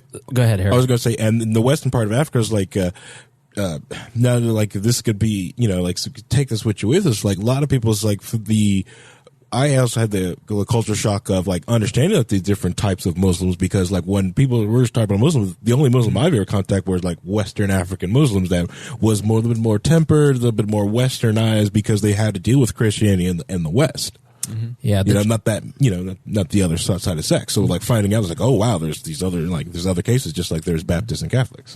The chat Friday made a good point here. The masses of dumb, scared people are hindering our liberty. I don't think most people, or at least libertarians, would argue that. We can see more of our liberties every time. It's not a matter of, he's basically saying, like, it seems foolish for people to blame the loss of liberty on other people's as opposed to the people who are actually making the resources more scarce, which is the government, which is government policies, which, so both sides are blaming each other in a very old world mentality of those people, because it's easy to look at you and me and see the physical difference as opposed to heights, good looking. Yep. Right. And then you, and then, or versus the thing that I have chosen to participate in and have pledged allegiance to in school and pay taxes to is oppressing me. I think that's a much harder cognitive dissonance in our minds to say, yeah, you're really, it's like the meme with the boot on your own head. But let's jump back into this because I think it's going to lead into another aspect of his psychology that I kind of want to break down. Lists around the world calling them invaders, saying they're taking over. This is a sort of classic white nationalist trope. And then there was all this kind of meta humor, like saying that he was radicalized by video games, which is another thing that internet extremists love to sort of troll the media with. Like, he posted previews of his gun on Twitter. The whole thing just kind of felt like it just set this shooting up as like almost an internet performance.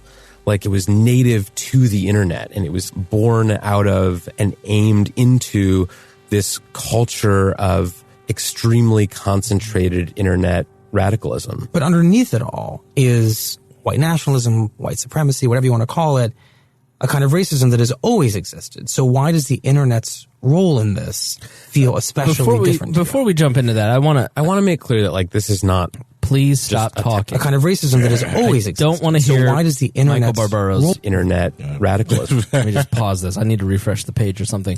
The difference between white supremacy and it's not going to go back to the same place. This is going to be.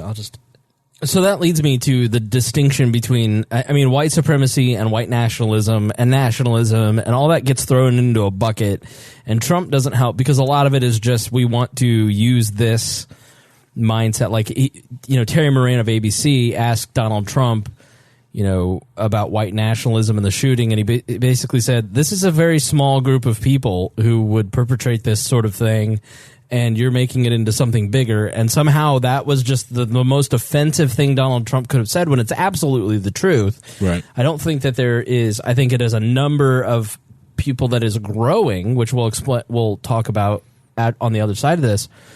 But nationalism, white supremacy, white nationalism, in terms of this particular culture, is it all interchangeable? Is it distinctive? Are you a white supremacist if you're a nationalist? Like, what is it in this world? How do they view it? Well, we know the media views it all as one thing. Well, the media has a wrong pulse on it. So, like, the instinctive things like you see on the media was like, Trump's enabling this, right? Trump's enabling this because he does this. But if you actually read the forums, you actually looked into it, white supremacists hate the dude. The white supremacists hate the dude for several reasons. Not building the wall quick enough. Not basically making Jerusalem the capital of Israel. Giving money to Israel. Like, shit, they're done the moment he gave money to Israel. Yeah. Mm-hmm. Because if you're a white supremacist, you don't like Jews. Right. And the president's all up in Israel all the time. So it's like, it amazes me that the media will paint this. This is why you're seeing a bunch of Yang Gang memes, right? So the alt-right and anybody who's in these like little like isolated silo groups on the internet promotes the Yang Gang thing, which is funny. For presidential candidate Andrew Yang, Democrat. Which the thought is, we're always going to give money to Israel. We're always going to do this stupid shit. We should just crash the system by giving everybody $1,000, and then in the chaos of the crash, we'll take back, what we're going to do. The burgeoning collapsitarian movement, which you'll hear more and more about, which is like, let's elect Andrew Yang, who wants to give everybody $1,000 a month, UBI. We can't afford it. Let's just collapse the system. Right. Let's get cowabunga it is, which I think is absolutely moronic. But we'll talk about collapsitarianism some other time. But yeah. So, their pulse has been wrong on it. And I don't think that, explicitly, like, these people are white nationalists. It's not about building your ethno-state. It's just a bunch of lashing out. And it's lashing out because of a political establishment doing something that they disagree with. Because I look at these people, they're like 20 years old, 18 years old, 26 years old. They're kind of young. And it's not like these kids went to Klan rallies or they went to like neo-Nazi rallies. They never got indoctrinated like that. It's always been they've been isolated on the internet. And when they've been isolated on the internet, it just evolved into, well, I'm 24-year-old neat. I'm not doing anything with like my life right now. I'm just soaking up all this information on the internet. And you know what? Like, yeah, these news stories that the media keeps pushing, these like, here's another news story. Here's another, the 24/7 news cycle. It's just bad things happening over and over again. It gives you like, it's nudging you to that edge where it's like, fuck all this bad stuff. Let's blame it on these people because these people are in like 30% of these news stories. The media, and you'll see this, I mean, in this, but the media overall doesn't understand its own role in creating this particular movement of people. Yeah, and Nease said a word. I wanted to define it because this word probably went over a lot of you guys, a lot of people ahead who are not aware of it. Define neat. The N word? Oh. Neat? Like as in, I'll take my drink neat? Not in education, employment, or training. Basically, I'm the dude that plays League of Legends 14 hours a day at home, 9 o'clock in the morning. I don't go to bed till like 4 o'clock at night. Not in education. I'm not occupational training. So they're basically 18-year-old adults with basically no career path. They're not in college. Incels. They're not doing any. Let's be honest. If you're 18 at home, no career path, no education, you ain't getting any. There's always some girl with low self-esteem, my dude. I know. That's true. But James has had far more. But there's a lot of love than I have. There's a lot of neats, and Europe because of Europe's large social safety net, right? So if, you're only paying like $40 a college is free, or there's no jobs, so they subsidize you with council housing, council flats, there's a lot of needs in Europe compared to the United States. In the United States, we can't do that often unless you're living with mom and dad till you're 30 because we don't have a social safety net. You either get a job or you're on the street. Men without purpose. Yeah. So in Europe, where they have these safety nets where it's just like, I'm like 32 and I'm still doing my bachelor's degree because college is free in this part of Europe. It's why you have a lot of European streamers and can take off because they're just kind of sitting at home and just making Twitch money. We can jump back into this later, but I don't want to break into the conversation. But I was talking to my therapist today, so I still go to therapy. I check in once a month, try to be emotionally healthy and stable. And Harry put his headphones down and just walked away. He's like, I need more coffee for this shit. And I was talking about, I don't even know that I want to say this just because a white male's complaining on the internet. Oh no. Because the idea of a white male perspective in our culture has become offensive almost. And, I'm working on this podcast that'll be coming out soon. A lot of racial conversation. And one of the guys that I was Harry, I was talking to somebody who's a young black male, and he, we come from just his. I don't know what it's like to be him, and he thinks he knows what it's like to be me, and it's just like, do you think we all just walk around in Klan hoods? It just was bizarre, but. It's there's just this very much this attitude of it's time for you to sit down and shut up, and. I think it is, and he basically said to me, you're just now being treated the way that the rest of us have been treated. I don't think that's an unfair statement to say that white men are not enjoying being treated the way that a lot of minorities or women or the intersectional class has been treated in terms of dismissiveness. Like, we're going to dismiss you, we're going to dehumanize you, we're not going to listen to your perspective, we're going to I mean, you're making a face. Like, do you disagree with me, Harry? Yeah, it doesn't sound right. One, because you're not white, you're Irish now. You found that out, so throw away your white card.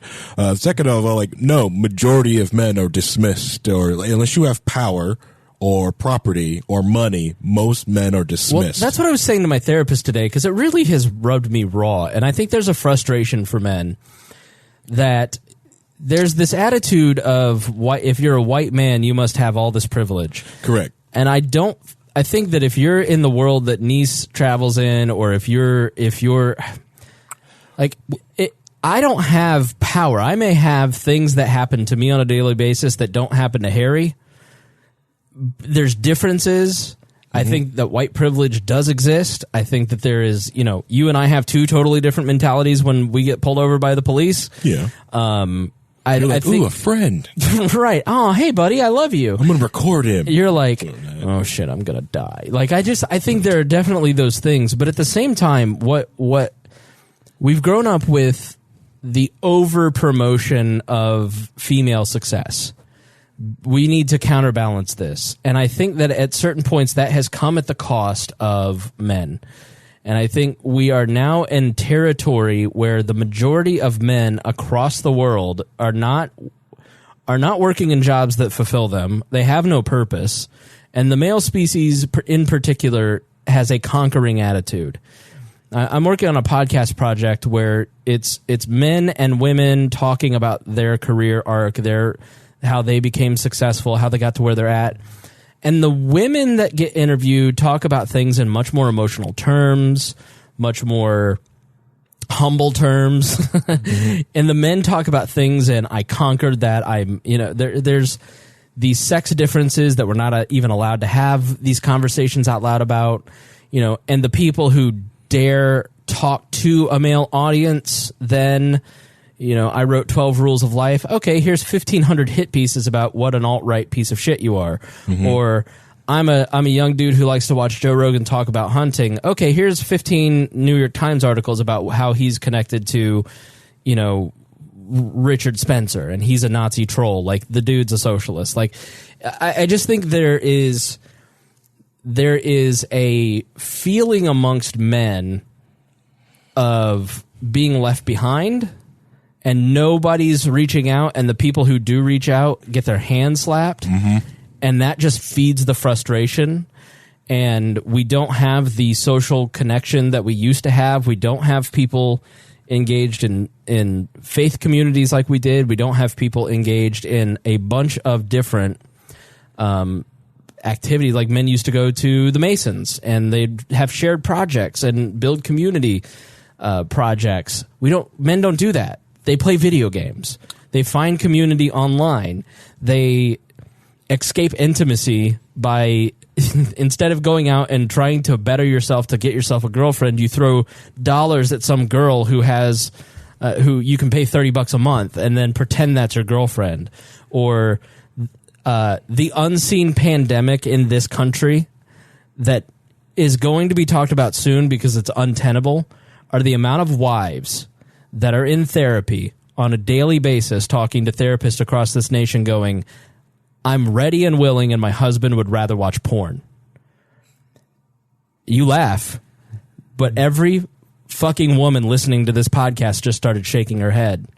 And if you are a man that got mad at me for saying that, you better take a look at your behavior, because that's not real intimacy. And I think that it just got real quiet, real awkward in here. Well, like a lot of that. But I think what we have done with the internet as men, we have taken that masculine attitude of conquering, put it into trolling, and put it into easy outs for intimacy and connection. And we have neglected real life. And so now women are sitting there going, I mean, this is Jordan Peterson's message. It's like, I'm trying to make men better. I'm not anti-female. I'm trying to make men better partners for women. Yep. You know, you shouldn't watch as much porn as you do. You shouldn't have loud, aggressive sex with your wife and treat her like she's property. These are not 2D characters you're watching on the screen. But 2D characters are better. Yeah, your anime titties. They're quiet. If you're paying a cam girl, or if you're sending women things off of their wish list and you're using that as an avenue for fake intimacy, you should stop it. I have a complaint about that. All right. There's so much, I shit you not, so much DDLG, daddy, daughter, little girl, pay me money and I'll fucking give you. I'm like, listen, you're at least a 3 out of 10. You don't demand money for me to treat you like a sub like that. It's ruining women too. It is making women go, well, if I can't find a decent guy, I should just join a soul-robbing sugar baby You're website. on Tinder, right? You're on Tinder, right? I'm not, no. I'm banned from Twitter. Okay, but when we were swiping, how many girls said that you see in the title DDLG or like sub or like I'm a brat or something in the profile? Oh, because yeah. They're instigating the dominance that men used to give them, where it's like, I'll treat you like one. I'll take you out to eat. I'll take you out to the movie. I'll pay for you, and I'll do this stuff. Look, just Google monetary domination. Yeah. Findom, yeah. Financial domination. Certain, yeah, go on. Oh, all right. You said a lot. There's a lot to unpack there. One, I think these communities of guys doing different things do exist. Just like there in Discord, we do, instead of getting together and playing basketball and doing it and hanging out, we get together in team sport and play Paladins. Listen, let me clarify. No, I'm not saying that these things are bad. We have community, and it's been a great blessing in my life. But if you like, online community is junk food. It's fast food. At some point, you have to eat your vegetables and have a face-to-face conversation with another human being. Oh, yeah. Of course. You can have meetups, and it's great for like that. Just like, but we also have got, there's maker spaces where people get together and make different things. There's people who are out there that are reaching out there and wanting that intimacy and pulling that back into back into their lives. But the first great meme war, Gamergate, was because those institutions were under attack. The one thing that the guys had, those things came under attack. No, and I get that. I think that's like, it's like, why does girls in Boy Scouts ruffle men so much? It doesn't. Yeah, it does. If you just go ask most men, do you think girls should be allowed in Boy Scouts? 90% of men will say no. All right, I've talked to like 5 Eagle Scouts and none of them gave a damn. I'm telling you, it's not about the people who are involved in the organization. It's the general opinion. Oh, okay. And it's a counter reaction to this notion of you can't have men's clubs, you can't have men's schools, you can't have men, but women can do whatever they want. And it's like I'm trying not to sound like a knuckle dragging Neanderthal, but I think society at large, men, women, babies, people don't understand the alienation, especially of younger guys. No, they don't. And that alienation and disconnection leads someone like this to very radical places to replace real intimacy, to replace real community.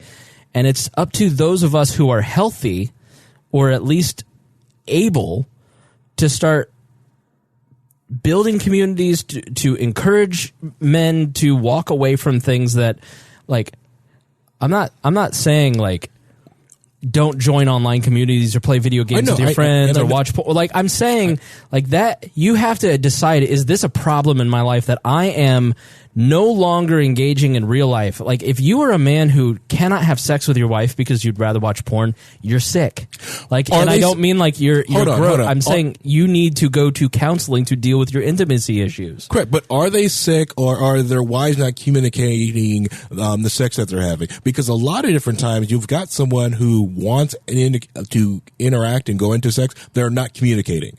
Like, a lot of different people, it's from it's the sexual education in this country is awful. God awful. Most people, men learn sex from porn. Men are brick walls when it comes to their wives. You and I both know this. The very person who knows you best, who is telling you something, you're going, I'm so tired of her nagging me. Niece, you've been, you know what I'm talking about. I don't get nagged, sir. I don't get nagged either. I do the nagging. You were never mind. Do the nagging, but then I said, like, that sexual conversation to have with your spouse. If you find that your spouse is willing to self-love with pornography, maybe you need to have a conversation. One, try to enjoy it with them. Have a sexual conversation. Find something else. Don't confuse healthy intimacy with I'm saying self-love. They're self-loving because they're not getting that exact same pleasure with you. Maybe you should have a better conversation with your sex. I'm talking about couples who haven't had sex in months or years. And I asked my therapist about this today. Yeah, but she said 1 or 2 women a day in her office every day. Yes, but she goes, it's a pandemic. Yeah, but you say that, right? But we used to laugh at the pandemic of guys who did not get sex from their wives for years. Mm-hmm. I know several married men, right, who hasn't had sex with their wife in years. Sure. That is a joke that is still said today, like, oh, when she get married, she stops putting out. It's why Peg Bundy was so funny, because Peg Bundy was begging for it. Now Bundy wouldn't give it to her because it was so counterculturally. It was ironic. Mm-hmm. It's no longer ironic. Yeah.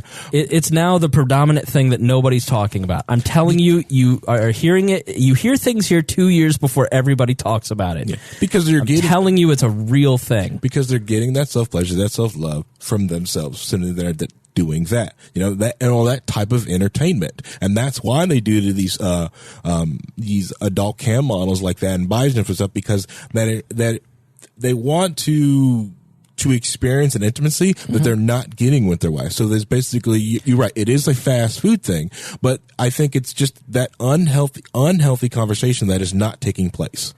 And they're having that conversation with their therapist, not a couple therapist, not a sex therapist, that will help them get that intimacy. There are people out there that will help bring that intimacy back into their lives. Yeah, I'm saying that it needs to be addressed, but I think there are tremendous, I think that I have personally never heard anybody push back on the use of porn except for weird Christian people, right?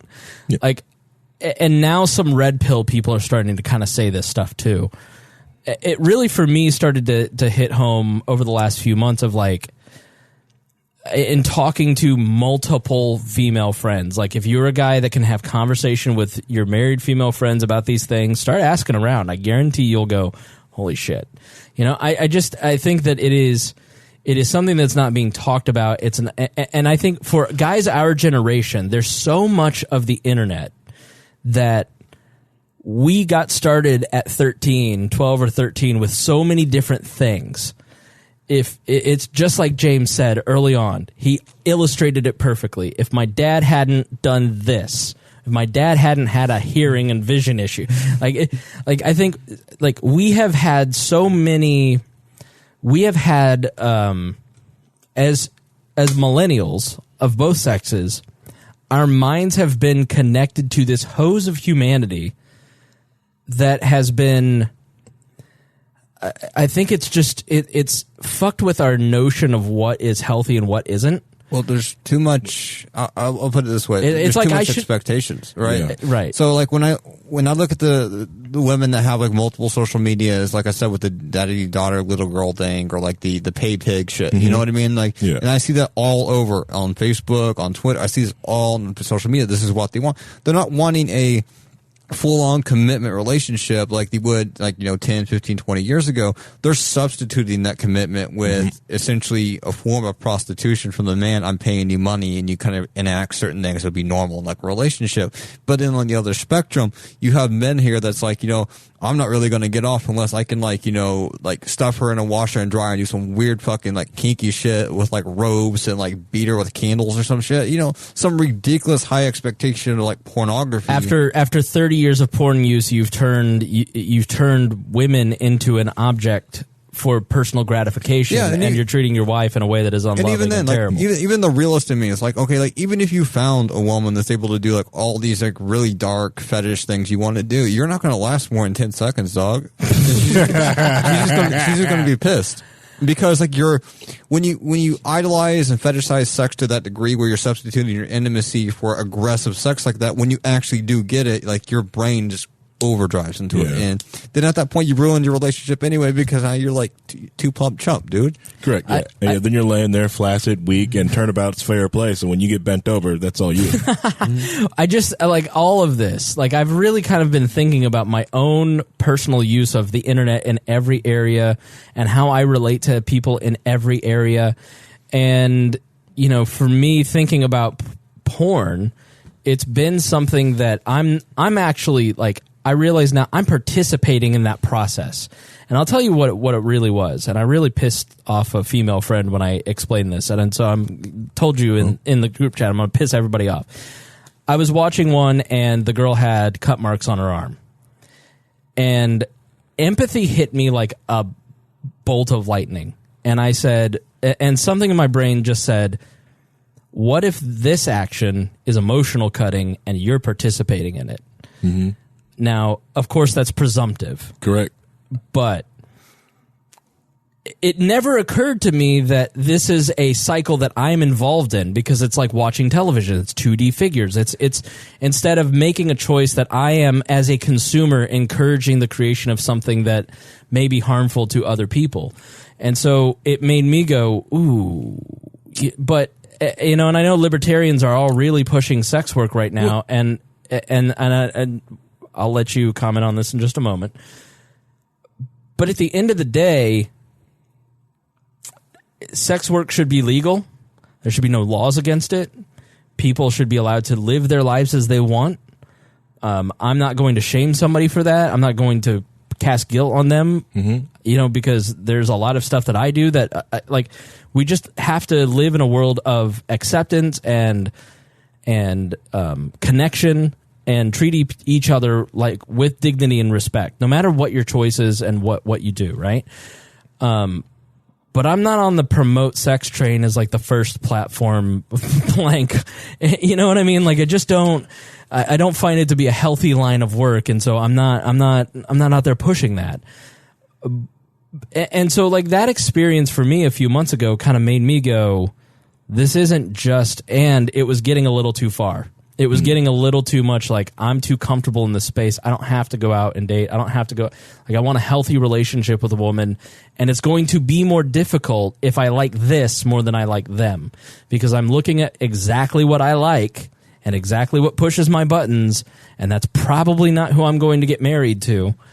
And I think a lot of guys have gotten too far away with this, and I think it is I'm bringing it up because it is the most button-pushing, thought-provoking use of the internet in every man's life that you need to think about.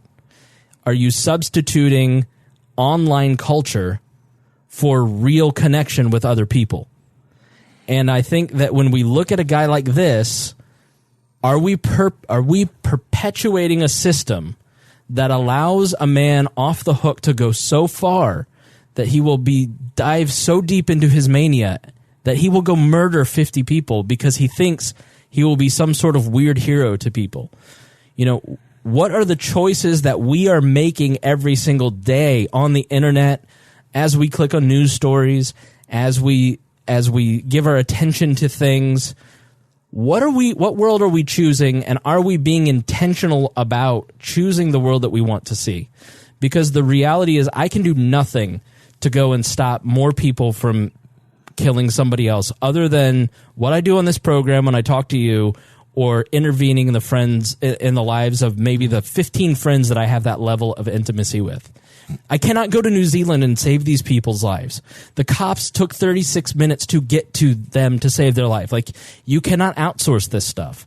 All you can do is choose to understand your values and choose to live those out on a daily basis. And so I bring up porn because I really want to push people to think about how they engage with the world. Are you living on a fast food diet of cheap and easy connection with people, or and avoiding real intimacy? So that's what I'm trying to say. I see what you're saying. Okay. One, stop watching free porn, pay for your porn.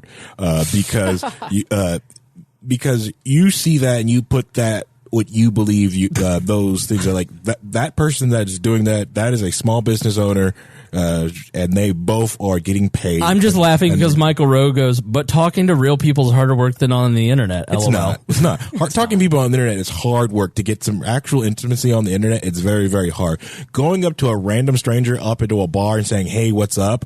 I find that I'm actually more interactive in person than I am online. Online, I am a complete introvert. I do not like talking to people.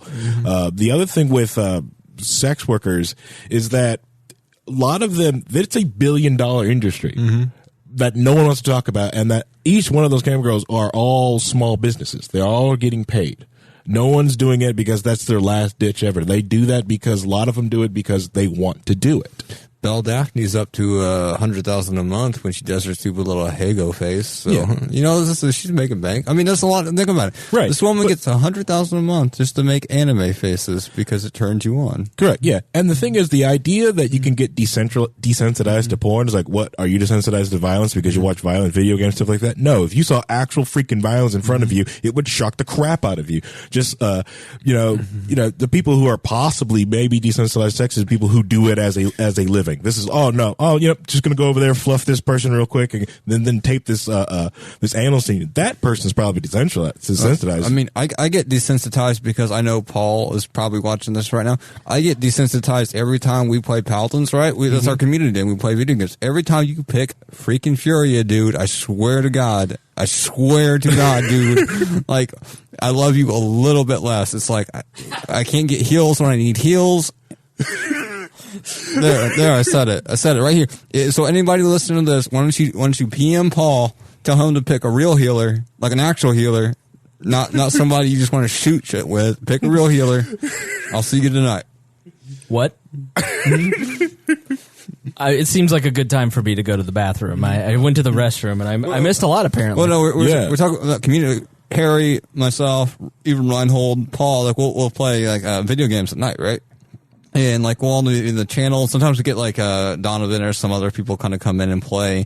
But it's like a normal social. It's like if you were playing basketball, right? Sure. And like normally you play with your friends, like you'll shit talk with your friends, right? Men don't do what women do, which is sit around and talk about things and feelings, and like men have to have a shared thing that they're working on for us to bond. Like Harry and I are never really going to go out to dinner, just he and I sitting there talking to each other. We went to lunch. Yeah. We did. Yeah. Yeah, but lunch is different. Like, but like Harry, I call Harry up on a Thursday and I go, "Hey, you want to get dinner?" And then he goes, "Sure." And then we go out to dinner for 2 hours and talk about our feel. Like guys don't do that. Like Rupert and I get together and watch Survivor, and I type out on his Twitter what he wants me to, like, I type for him because he's dyslexic. It's all him saying it, but it's me typing it. Rupert could do that, but the main reason is that Rupert and I want to maintain that connection, and so every Wednesday night at 8 o'clock we talk for an hour. Oh, because it's a shared thing. Like, men don't connect in the same way that women connect. True. Like, they have to have a shared thing. So online community is good. Like, I'm not saying that any of that is bad. I'm saying, like, are things getting too far? Like, are you looking at your life feeling a certain way, feeling depressed, and then you don't realize it? Correct.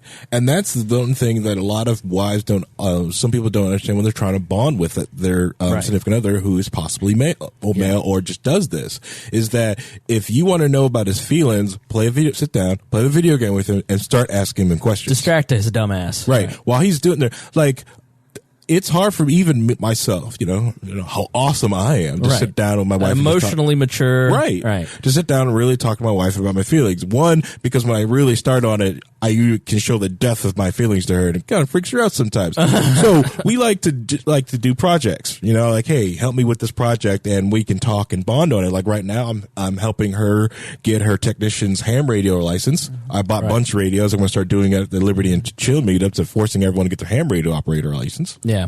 I find that women are usually scared of male feelings, or maybe I just have too many. I know, James, you and I are on the opposite end, like, of I have too much empathy and feelings and you have none. Well, no, like, I'll be at home, right? And, like, because, like, he's doing, like, things with his, like, wife. He'll go do ham radio, right? But, like, it's the opposite for me. Because, like, people will come in the room, like, doors open. She's like, it's goddamn 3 a.m. and you're just going, Ree! Over and over again in the microphone. Like, she's like, are those your friends? Because, like the shit that's coming out of your guys' mouth right now is just fucking ridiculous. It's 3 a.m. We're trying to sleep. We're waking everybody up. And, like, literally, like, I'll, like, be hunched over, like a goblin in the dark, just shooting people. And she's like, but that's just a communication breakdown, because she likes to play video games, but she likes things like Pokemon, right? So she likes these, Gun and Go, Harvest Moon. Yeah. So, like, she's like, oh, I like it. This is when we started dating. She's like, oh, I like it. You're a gamer. Then, like, after, like, the first day, she's like, oh, holy shit. And she's like on 16 hours of this dude's just, like, hanging in his boxers, fucking killing dragons and shit, screaming, like, slurs in the microphone. I'm like, what a fulfilling relationship you must have. Yeah, yeah. So, like, I'm too much autism for her sometimes. Right.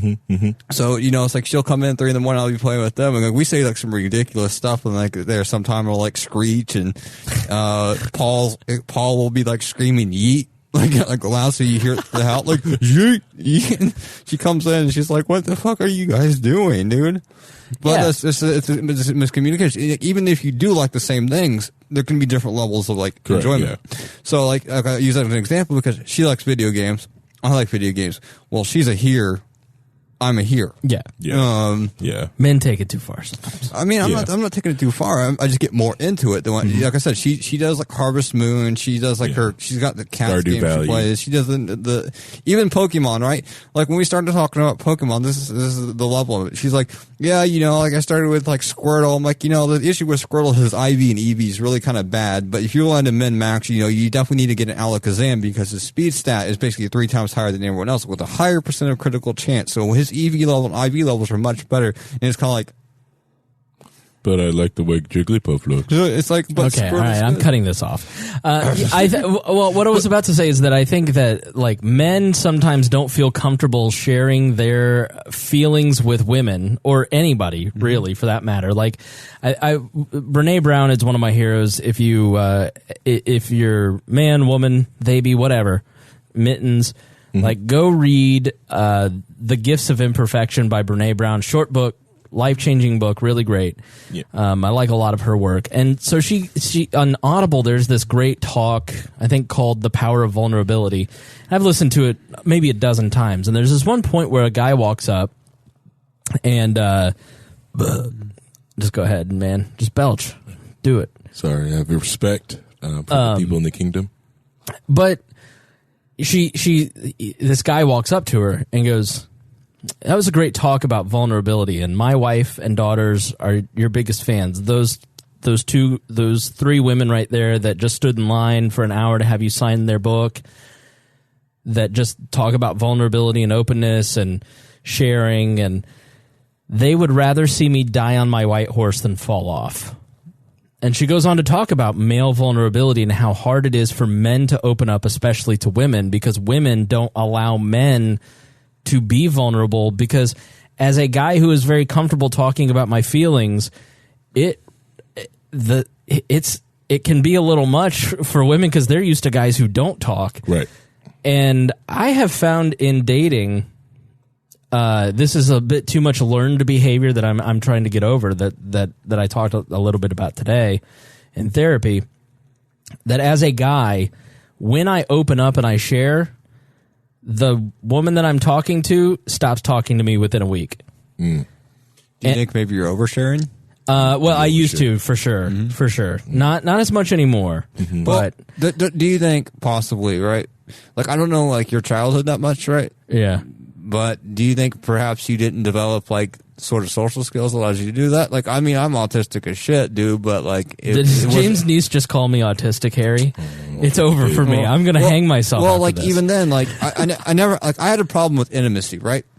But it was a different level of intimacy. Right. Like, it was super easy for me to go, like, you know, to the Jacksonville trip and just be like, oh, here's a thought. Let's do it. You know, it's not super easy to do. But it was always super hard for me to, like, when in a relationship, right, to kind of just see on the same level in a lot of different things, because, like, I like to be left alone a lot of the times. Right. So, like, that was an issue. But, you know, just kind of running the game with, like, the Tinder, you know, back then it was, like, you know, Plenty of Fish, where I was just running that gamut. It was just like, oh, here's another one. Oh, here's another. It was super easy because I'm introverted. No, you know, in Tommy Boy, where they're in the restaurant, and Greg identified this, and he was so right. He goes, you know, when he's like, look at this little bread, and I love it, and I pet it, and I squeeze it, and then I, like, he goes, that's you with a woman. And so I've had to learn over time to, like, keep that stuff kind of hidden back. But in talking to other guys, I do think that is not uncommon. There is a little bit of, I think we could use a little bit more help from the female race. Well, no, it's like, the reason I asked the question, right, is like in high school, like, let's use high school. That's the biggest social learning curve you have is in high school. Oh, right, yes. right? Like, were you constantly, I mean, like, there's always the guy that has, like, tons of girls around him, but he never gets laid, right? They're always there, but they never get laid. Was that a situation with you? You never developed that, like, I'm able to seal a deal, I'm able to, like, get straight to the, I'm not able to be blunt. Yeah. I mean, not anymore, but sex has never been, like, I'm not anti-sex, but it was never, like, in high school a motivator for me. No, like, I just, like, my value system was never, like, I look at a female for sex. Like, there was never a deal. In high school, it just wasn't even a thought to me. Well, I mean, I'm not saying, like, it's because it has to be the most important thing. Usually it's, there's a mentality that goes with it that I'm able to, from the moment I talk to a girl to basically the end game, like, I'm in bed with her or something, you know, like that. I'm able to comfortably be able to do that. Yeah, no, I am not comfortable with any of that process. So, I mean, would that be like an inhibitor? Whereas, like, since you weren't comfortable with that process in your younger development years, of basically just having the confidence to basically, like, any woman here I can talk to, get her to come over and stuff like that. If I look at you, like, you should get it, right? Yeah. Like, if I stare at you for a long time, no. Are you substituting that maybe by an emotional appeal as opposed to, like, a physical aggressive appeal? Yeah, no, I'm not comfortable with physical aggressiveness in any way. Or it's not like, at all. Like, hey, let me just be. The best way to put it is, like, really upfront. I'll go on 10 dates with a girl before I even get in her space. And I'll ask, like, it's just not who I am. It's not part of me. It's like, it's an awkwardness thing. Like, and it is that way with most people. I'm not an aggressive person. Well, yeah, that might also be an issue, and sometimes because some people like people to be assertive. They like people to make the first move. You know, so if, like, I'm a woman and I'm just like, you know, my type of guy, like, I like him to, you know, just be comfortable, assertive, being able to, like, you know, be spontaneous, get stuff done, but I meet you and, like, you're on, like, this is, like, date number 4 and we're talking about your cats. You know what I mean? It's kind of like, We've had deep, meaningful conversation about our traumas and we've had lots of fun, but they're going, is this guy going to kiss me or not? Yeah, but, like, that could be an issue, right? And I think that's a communication issue between men and women and certain things. Sure. Someone wants something, but they're not communicating. It's not like, you know, like, hey, bang me in the back of this Wendy's bathroom because I'm fucking into that and you're hot. You know, it's just like I am very much an awkward Midwestern. Like I am David Letterman internally, especially with women that I like. Like it's very much a nervous thing. Like I certainly have learned over the last like 3 or 4 years. Divorce really like propels you into new territory, and it certainly did with me. But growing up, it was always like the idea that you would touch a woman without like kissing someone without their permission seems like a violation. I mean, like it just, I don't know. And I know that it's not, but to me, it's just like that Midwestern attitude of awkwardness, and I've always liked my personal space, and so I just assume others do too. Well, I mean, I'm less of that now. I'm like 30 something, but like in like my teen years and 20, yeah, I was definitely more assertive, just to kind of just do what I want to do. Now I'm just kind of like, I don't really care, dude. I'm just going to play my video games. I don't really care what we do.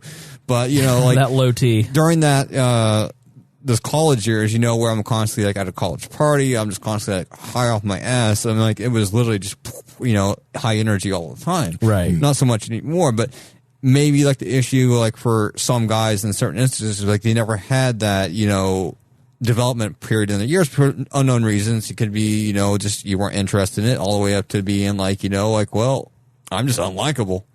No, it's more that than interest. No, like it was never a lack of interest in sex. It was always more like, who is going to like me? And that's why I still go to therapy. Like I think I'm never, and I've found this to be like, I work with a lot of comedians, I work with a lot of broadcasters, I work with a lot of people in the media. I am always so surprised to find some of the most successful people completely confused that anybody likes them.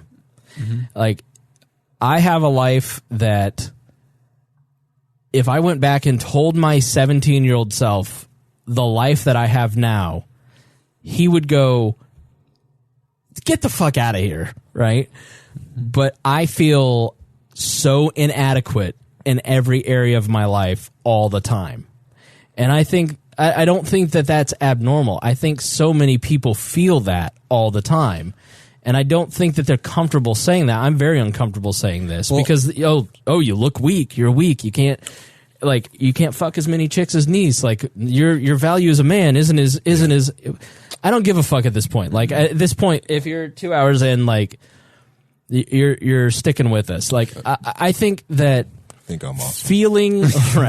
feeling inadequate, or that imposter syndrome where I'm a fraud and everybody's going to figure it out soon enough, or it doesn't matter how I look at the downloads and we're at a certain level. Are you a risk taker? Act as if we're impossible to fail. Yeah, are you a risk taker? Like that? That's my mantra. Like if I can't fail. Do you think I'm a risk taker? I don't. No, you're not. Okay, why? You know, I don't know. You play it safe, and a lot of times you're right to play it safe. But I will take. At least from what I'm seeing, I will take informed risks. Like that's not a risk taker. Yeah, no, I'm not. I can be impulsive, but I'm not a risk taker. See, like I don't. How do you define it? If I were to be like, okay, let's say we get 2 weeks off work. Terry's off work for 2 weeks. You're off work for 2 weeks. And I'm like, fuck it. You want to go to Colorado? We'll just get high in Colorado. There's no pressure there. It's legal in Colorado. We just get high. We just do whatever the fuck we want in Colorado. No, I wouldn't be comfortable being out of control like that. But I think that's probably what you need in certain instances. Sure. Right? Like if your issue is like I'm feeling inadequate sometimes, and my issue is like I'm having issues in this manner where like things aren't really clicking with me the way I want them to click with me, and stuff you're doing, like you're like 30-something years old, it's not working. Do some risky stuff that normally you wouldn't do. Right. I know you don't drink, and I know you don't do that, but that's something you don't do. We can go to a state where like you're not going to get in trouble for it just to do that. It's not a matter of being. Well, I think it is. It's not a matter of I'm going to get in trouble. It's a matter of you don't want to lose control. But losing control is good sometimes. I feel like I'm doing a lot of important things that I'm dedicated to, and to lose focus from that is is irresponsible. I mean, but that's the point of a vacation. There's no point in a vacation, right? These vacations, if you get one, is to sit here on the couch and just do the same thing you do during your average work week. How did this become Nease becoming my therapist? I don't know. Where have we gone? But I would therapy chat right here. I would. I like it. If that's my issue, if your issues are, I feel like I'm inadequate in these things, and I'm having issues connecting with people outside just like splurging on emotional dribble. It's like, why not, have a week to yourself? We'll go to the electric course. We'll go to Burning Man, and no one there knows you. There's no social pressure there. You just do whatever you want to do for just lose yourself for a week.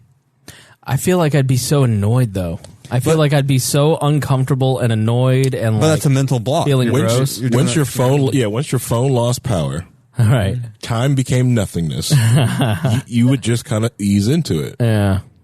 But I think it's like you think you're going to get annoyed because you're not in the situation currently. You're thinking oh, it's just going to be loud. There's people up in my face. But everybody's like that the first time in any sort of situation that's kind of wild and chaotic. It's holy shit, what the fuck is going on here, right? Mm-hmm. But as you kind of get into it, hour goes by, 2 hours, 3 hours, you get into it, it's probably healthy for you to do that because human beings are not meant to be ordered. We try to order things all the time, but we're essentially chaotic. We don't know what tomorrow's going to bring and the next hour's going to bring. I think time pressure or time anxiety has been a tremendous, it's a new thing for the human brain. That's awesome. Right. Mm-hmm. Yeah. That's why I think people like Joe Rogan's podcast.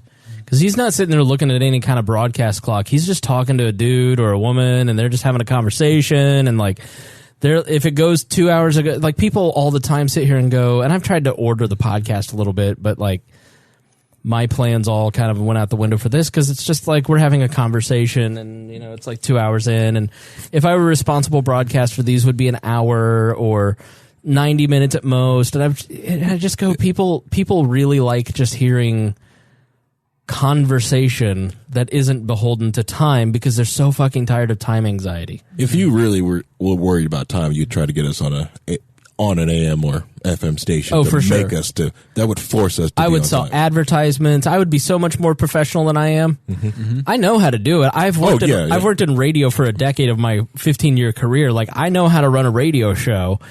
But this is fun for me. I mean, I'm more productive in chaos. Right. He'll be fucking sleeping and he'll wake up. I have 30 tickets done, dude. And when it's chaos and I'm kind of just doing my own thing, I'm more productive. If I don't go to bed Sunday night with my sheets washed, my laundry folded, put it away, my dishes done, I go crazy through the week. These gets me what I want. I don't want emails. Mm-hmm. I don't want phone calls. I just want everything to work. Right. I want to go downtown. Nease works for Harry now, by the way. Drink my coffee, sit in my ivory tower, right, and everything be smooth. Yeah. That's all I want. While I'm sitting there, I'll walk around, I'm like, yo, what's up? What's up? Hey, it's your boy Nease. 2 a.m, what's up? You want some stuff? Got your stuff. But it's like that, the chaos of it, right? And just being able to, yeah, it sucks if I had to come in 9 and 5 because I like to do things on spurts where I'll do a normal day, but then I'll do a burst at the end of the day where everything gets shut down. They were done. I like these bursts where I'm able to do that because for me, I judge my metrics and my goals and my ability to perform on basically just overwhelming firepower. So I come in with it might be a couple trickle shots, but eventually the nuke is coming in and I'll bring the nuke. And he's seen one day we did a migration and everybody's holy shit, Nease came in and changed everything overnight and he didn't know how to handle it because I work like that. I'm well, we told him 2 weeks we're going to do this, but we did it. Irresponsible not to communicate with your team members. We did. I did. Yeah, we did. It's just they forgot. They forgot, and they require a little bit more hand holding. We need to walk them into the light and then push them off the cliff. See, that's where I need people like Nease. Mm-hmm. I'm so people focused that I don't think about I think about people's feelings and I think about people's their productivity. I'm very outwardly focused with people where it's I need somebody like Nease who doesn't give up. I just need you to build the infrastructure and not care about here's how it's going to work. Why do you think I want them? Yeah, exactly. Harry's worried about. He's like, well, they're gonna be mad at us, dude. I'm like, I don't care. Fucking hate me, dog. I'm gonna go. Right. I want to go get some hot dogs. What's up? Right. Yeah. Right. So like he gets me what I want. So like because he gets it. I know I don't have to worry about and double check it that much on the technical end, and I could just go over and like people please and smooth things over and talk about it, blah blah blah blah blah, and make everybody happy. Right.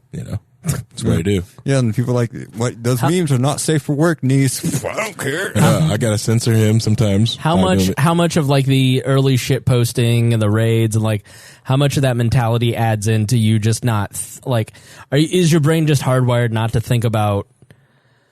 Not that you maybe not think you don't think about how other people are going to react, but it's like you don't have this. You've just lost the ability to care.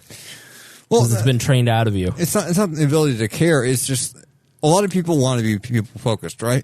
But like if everybody's people focused all the time, you don't get stuff done in a timely manner. Right. It's like there's things that have to be done. Like even if it's not work, it's just a normal social situation. There has to be someone that's willing to essentially but just fall on the sword here. Right. For example, like let's just go. Fuck, I don't care if like something bad happens. I don't care if I get yelled at. I don't care if I get in trouble. It just needs to go. Yeah. There has to be at least a couple of these people in each, either a group of friends, a workplace environment, a community situation. There always has to be those people because if you just leave everybody to be like, the B type personality where it's like, yeah, no, it's going to be your friend. We'll talk things out. We'll get things working together. It's great. You're feeling great. I'm feeling great. Right. Because he asked me a question like, how do you like it? And I couldn't answer that question, because he wants an emotional response. And I'm like, I'm just fucking destroying shit, dude. Right. It's like, I'm just wrecking stuff right now. But these people are important because A types mesh with B types. B types need an A type, and A types need B types, or A types to kind of just lose focus and just kind of overdrive things to a point. I feel like you're both type A. What? He's not type A. I'm not type A. No. Really? No, he's out of 5, dude. I think he's like, I'm going home. Going home. Leaving. Yeah, he'll do meetings. It's like, it's not like, it's pretty type B. It's kind of like just let them do their own stuff. I think he's only type A when it's like, I'm going to give them this shit right here. And it's like, no, don't do that. Don't give them that shit. I'm like, yeah, looks good, I don't want to be yelled at. That's what I'm type A. Okay. Yep. That could get me yelled at. Mm-hmm. I don't want to be yelled at.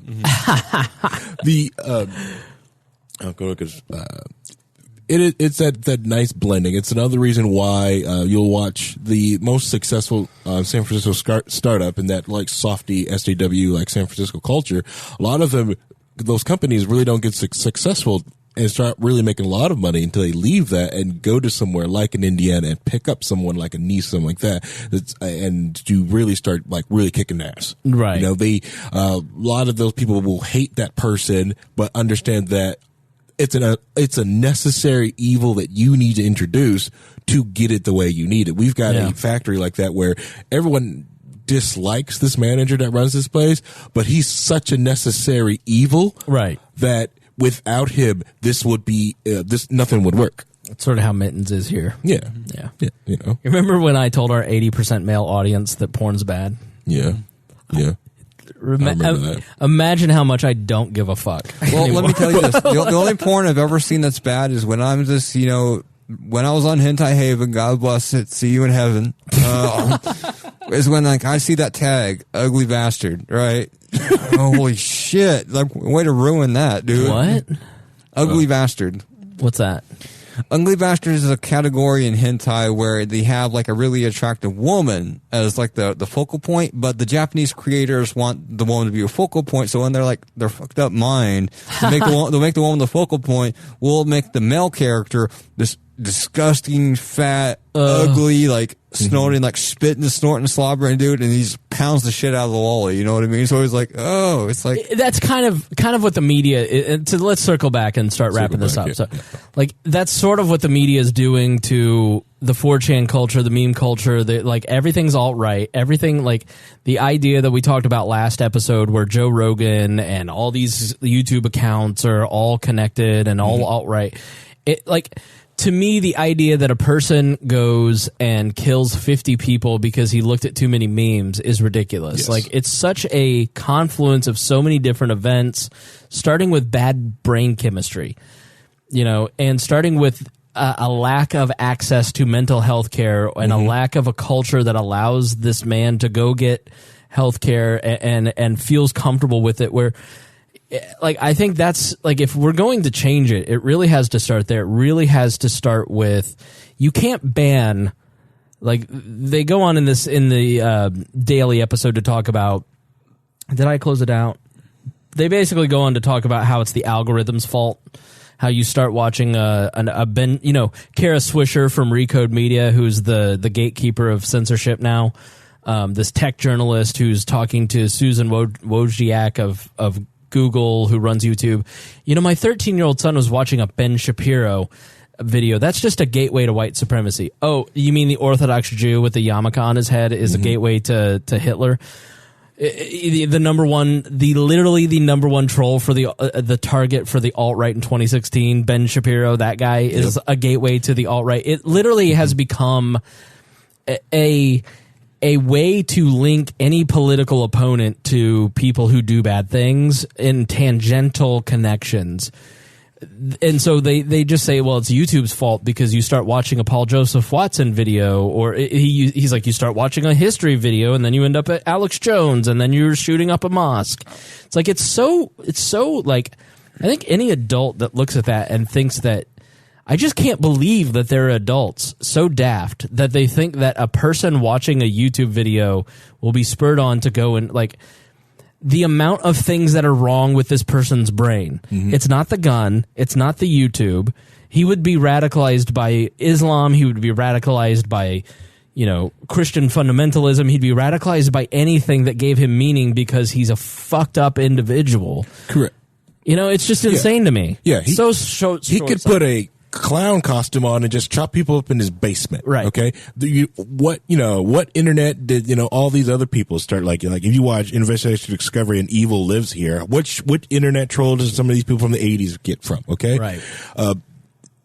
The thing is but that narrative that this rabbit hole is getting pushed. Vice just did a whole video on ContraPoints. I love Natalie Wynn's videos of ContraPoints. It's an amazing, get it, jump into some of these videos, get the mouthfeel, and they try to pivot, and there's like, well, saying that Natalie puts these videos up there so if they watch a Ben Shapiro on a topic, they'll find these other arguments for ContraPoints to try to drag them from the right to the middle. And Natalie even said that in the video, but to me, when you watch a ContraPoints video, it's just more of a little bit more, it's someone from a different perspective talking about the same different type of subject, and mostly she did a great job of taking apart the left and taking apart the alt-right, which is technically the real left, but Mr. Winley argument, like the whole degeneracy of the left that people talk about that the alt-right hates, hate gays, stuff like that. And how that's not part of Western culture. Wrong, obviously you start Western culture at the 1800s in the Victorian era. Right. You didn't go back any further of quote unquote Western culture when, dressing in women's clothing and doing all this other gay stuff didn't start. Right. It's a lot of people trying to solve problems that aren't their business with terms they don't understand, that they're manipulating the language to. It's just basic propaganda. Like, let's just manipulate the language until it means what we want it to mean, repeat it over and over and over and over. You just listen, like I was listening to the ABC News podcast, which was pretty fair. Like a lot of this stuff has been fair, but like the narrative is not his mental health. The narrative is not like what were his real motivations. The narrative is not let's try and understand 4chan in the way that we did tonight. The narrative is white supremacy is spreading and Donald Trump is to blame. And so you go in the podcast, the ABC News podcast, The Guardians of Truth, they say, white supremacy acts of violence are up. They never give you a fact to validate that is true. They just say it. Right. And then you hear that 150 times if you watch the CNN or the news about this thing. Like, and YouTube is responding in kind. Like if you search any kind of news topic, it's literally just all the major media outlets now. It's none of the it's not, unless you have subscribed to certain channels, you're not going to get a Paul Joseph Watson.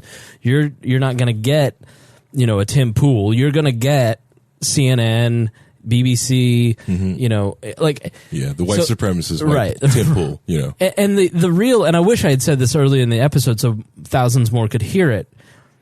The idea that people giving alternative information on YouTube leads this person to kill 50 Muslims. Let's say he's directly influenced by Candace Owen. Everything he wrote in that is not a joke. He believes all that. He is telling the truth. He was influenced to kill people because he watched too much Alex Jones. Let's say that's the truth. That's one person.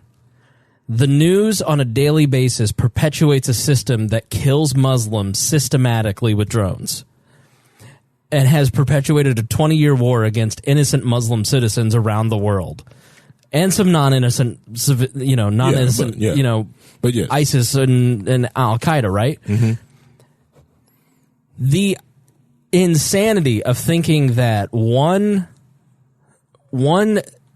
avenue that produces violence is perverse and wrong, while the other avenue that uses violence is acceptable, is insane to me. It's so illogical. You mean old media targeting new media? Old media targeting new media is them trying to get rid of their competition by trying to tie people like Joe Rogan or any of these like this shooter killed 50 Muslims because of the information that they're getting from this YouTube video. Okay, well, George Bush got his information from the Washington Post, which perpetuates a system that drones and kills innocent children in the Middle East. Barack Obama perpetuates that. Well, it's acceptable to support Barack Obama, but not Alex Jones. That's what they did for in fact, this goes back to like the 90s and probably before. Like, you remember when like Columbine happened, and just because those fucking NEETs had a bunch of Doom games on their computer, and they had like you know, they were playing Doom and Wolfenstein and stuff like that, which was like a popular FPS back in the 90s, which almost every kid had that. So they're like, oh, like, you know, we would look into them. They had this Doom stuff, and they basically got the shotgun off Doom, which is a fucking Mossberg. Everybody's got those, dude. Your dad's got those, you know, so it makes no sense. But the media tried to paint that as, you know, these video games and this internet culture cause these kids to shoot up the school, ignoring the fact that this is during the same administration that they went to Ruby Ridge, and the guy's like, hey, I'm not doing anything, bang, bang, bang, and, you know, killed everybody in that house. Right. Or Waco, where 48 innocent, how many? Bombed Kosovo, right? Right. For no reason, like bombed Kosovo for no reason, because like there's a bunch of people in the Balkans having an argument, like Kosovo is Serbia. No way, it's not. But then we had, you know, good thing we had Hillary Clinton there to dodge sniper rounds. Like the idea that Alex Jones is evil because he denied that Sandy Hook happened for a couple of years, and then that caused some insane people to harass parents. None of that's okay. You would have got harassed anyway. But somehow that makes him a bigger danger to society than Barack Obama's drone program, because that's an easy target. If I pick like some media personality, or I pick someone on the internet, or some intangible, it's easier for me to demonize an intangible object than to demonize something that has a little bit of power that can fight back. Yeah, exactly. Right, and it's everybody's going to legitimize, like, well, you know, it's like, oh, he shot up like 36, 37, 50 Muslims, and mosque. It's like the U.S. military does that in like a weekend, dude. For like fun. For fun, dude. And it's like, you know, they're out there. I mean, watch some of the videos that came out of Iraq. They were literally blasting in villages, making jokes about it. Killing people is okay as long as you're doing it in the name of government. But here's the thing: is like, it's almost more, when I look at things that kill like Muslims, like the U.S. government and the guy shot this guy, the guy with the mosque at least has a legitimate reason to do it. Mental illness? Yeah. Or something like that. At least he says he's legitimate. He doesn't like Muslims. What is Lindsey Graham's excuse? But, you know, when I look at the military being there and I see like those videos from Iraq, you remember when like they threw the puppy off this cliff and they shot like the villagers, and like it made like the fat Muslim kid like run after a tank, and they tried to hit him with mines, and the guy with the shotgun that shot through the window, at least the guy that shot and killed the Muslims in there had a reason, you know, even if it's a bad reason, had a reason to do it. The people that are in the military doing that, right, the politicians and stuff, there's no reason at all. Yeah, it's just a nihilistic, I don't care, you know. At least it makes more sense and it's at least more acceptable to have a reason to do it than just to be like, well, it's just day-to-day operations. Yeah. You're a budget line, you know? It's more dehumanizing to be a budget line than for somebody to just be like, well, it's just two factions going to war because of how they believe what they are. Yeah. So, you know, it's just like, they won't excuse that because it's hard to excuse. You can't excuse something like, they can't pin it on the government because the government really doesn't care. It doesn't care what the outcome is.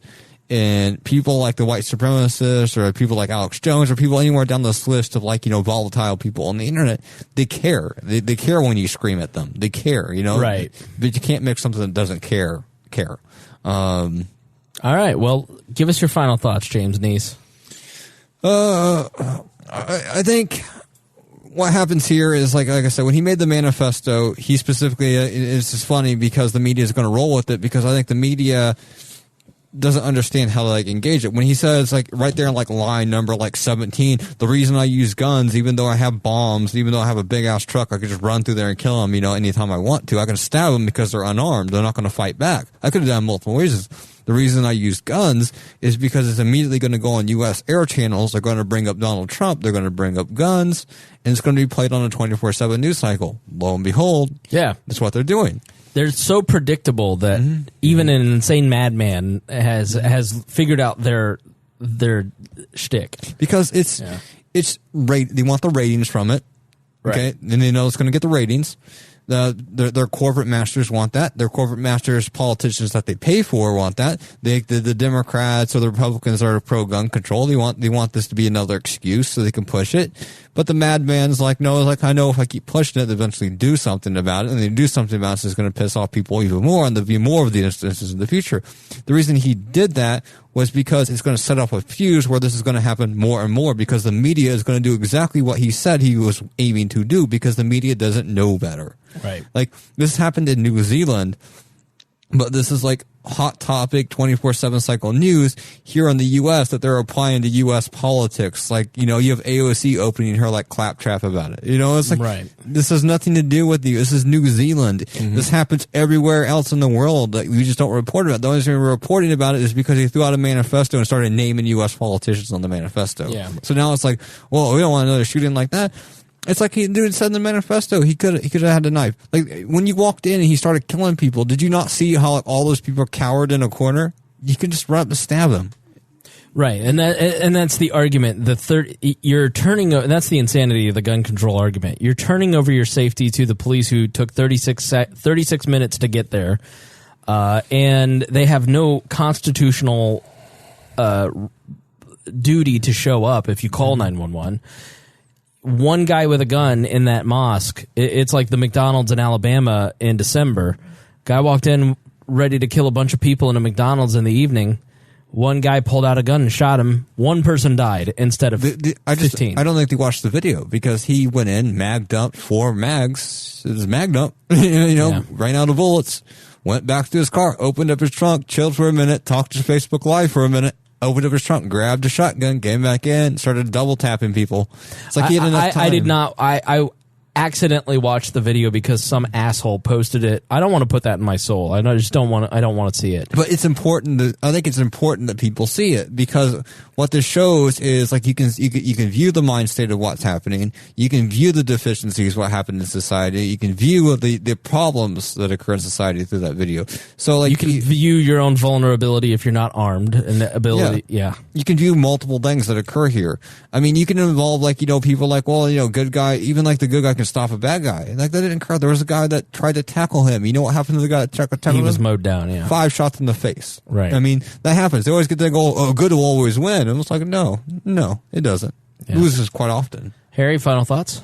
Oh man, it's gruesome to think about, and that is. Please follow that. Yes. Yeah. Thank you. Appreciate it. The one thing I will add to that is the one thing you can also put in your arsenal for these different types of stuff like that does happen is You'll probably get more use out of learning first aid, CPR, and trauma supply kit than you'll ever get out of your gun. Majority of the people will open up their first aid kit before they will ever have to open fire to defend themselves. And that 36 minute, if the assailant was, left or was flee the area, if it still takes 36 minutes, you're going to bleed out. Even if you got two shots in, you're going to bleed out. So if more people are also trained in trauma and having those kits, possibly, some people could have been still alive because they could have just got the emergency first aid and quick clot long enough to keep the, get the goo and still inside of them. Yeah. The one thing that was always sparked to me, maybe because I just watch way too much anime, is I think at this point, we've hit the point where a lot of these mass shooters, which do happen more frequently outside the United States than than the American audience want to give credit for. This happens in Canada. This happens in other places, not just the United States. Is that, it kind of feels almost like it's almost to the verge of it's copycatting. And building on each other. It really is building on that. And it almost makes me reminisce about the copycats from the Laughing Man incident in Ghost in the Shell. I don't know if you ever remember the Ghost in the Shell, first or second gig, when the Laughing Man incident, where all these people kept becoming Laughing Man, doing different things as the Laughing Man, as becoming copycats of the Laughing Man. I'm sorry, I'm blowing on my cat to annoy her to get her to go away. And I'm distracting here.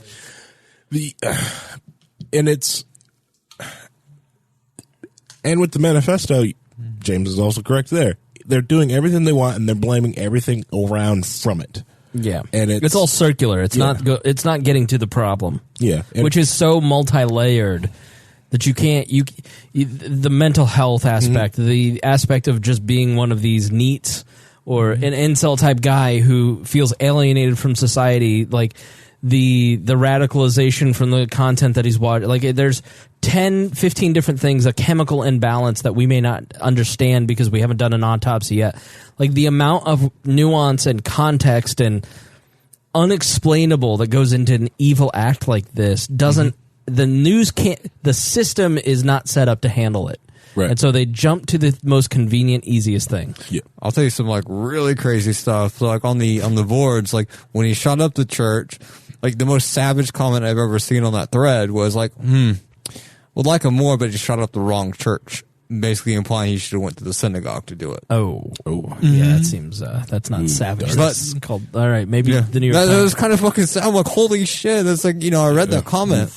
And I was like, maybe the New York Times has a point. So if you think about it, even you want to blame it on white supremacists, but even white supremacists are throwing shade on this dude for not doing what they want him to do. No, we had to start blocking people from our Instagram and Facebook because Stone messaged me, our social media manager, and goes, "Am I allowed to delete the people who comment that they support the shooter?" And I said, absolutely block those people, get rid of them. I don't want them anywhere. I don't want to associate with them in any way, shape, or form. Don't even ask me that question next time. Just do it. Yeah, just do it. Yeah, I don't. That's one thing I also like is that a lot of the news organizations are getting on the bandwagon of not saying the guy's name, not showing his face. It's nice. I like it, but I'm done. Yeah, if it was the last 2 years on this show, we had a co-host that would be all about that. Yes, God works in mysterious ways and protects us in ways that we don't often see. A certain guy from New York that used to hang around. Yeah, definitely. So I think my final thought is think about the systems in which you're involved and behaviors in which you're involved. Just think about just like the media. I haven't really been consuming a lot of media or social media the last 2 or 3 months. I've been so much more peaceful and so much less anxious and so much less angry because I'm not involved in a system that inherently is designed to inflame. CNN is meant to inflame you because they want your ratings. They can't help it. Oliver Darcy can't help but piss me off. He has to earn his paycheck. Yes. So, you know, and it doesn't help that he killed me in a fictional work. I should tweet at him. He's probably blocked me by now. But just like a system like that, or the system of, you know, how you fill your needs on a daily basis. Just think about, like, one of the reasons that I don't want to drink or lose my sobriety and be sober, because like I do go a little crazy because I think about everything. But that's part of what makes this show good, is that I'm constantly thinking about everything, you know, and I'm constantly thinking through the human experience and talking to people, and it causes me to question everything and question, like, why are we doing things this way? Like, it just makes you really have to question everything in your life, open it up for examination, and what is working? Why are you feeling alienated if you're feeling alienated? Why are you feeling lethargic? Are you depressed? Is it a chemical issue? Are you not working out? Are you, like, you just have to think through all these things. So challenge everything, including yourself, first and foremost. And with that, we say thank you for joining us here on We Are Libertarians. Thank you for joining us on this episode. We appreciate your attention. We appreciate you listening. We, meaning me, are always surprised that anyone is listening, especially at the amount of people that listen, and always appreciate when people write in and share something that they've learned or that they've grown from this show. You know, because I think we do something a little different, and it's more sociology than politics. Oftentimes, because we're trying to figure out how to live in a free world, and if we don't start getting it right by loving each other and loving ourselves even, and building our own lives in this time, in this moment, that when things do collapse, we will be ready to, people will see an example of self-sufficient people. If everything collapses today, do you think that we're going to just build a libertarian utopia? No, you have to set the example. And so we need to start now. And so that's a lot of what this show is about. All right, thanks for joining us, and we will see you next week.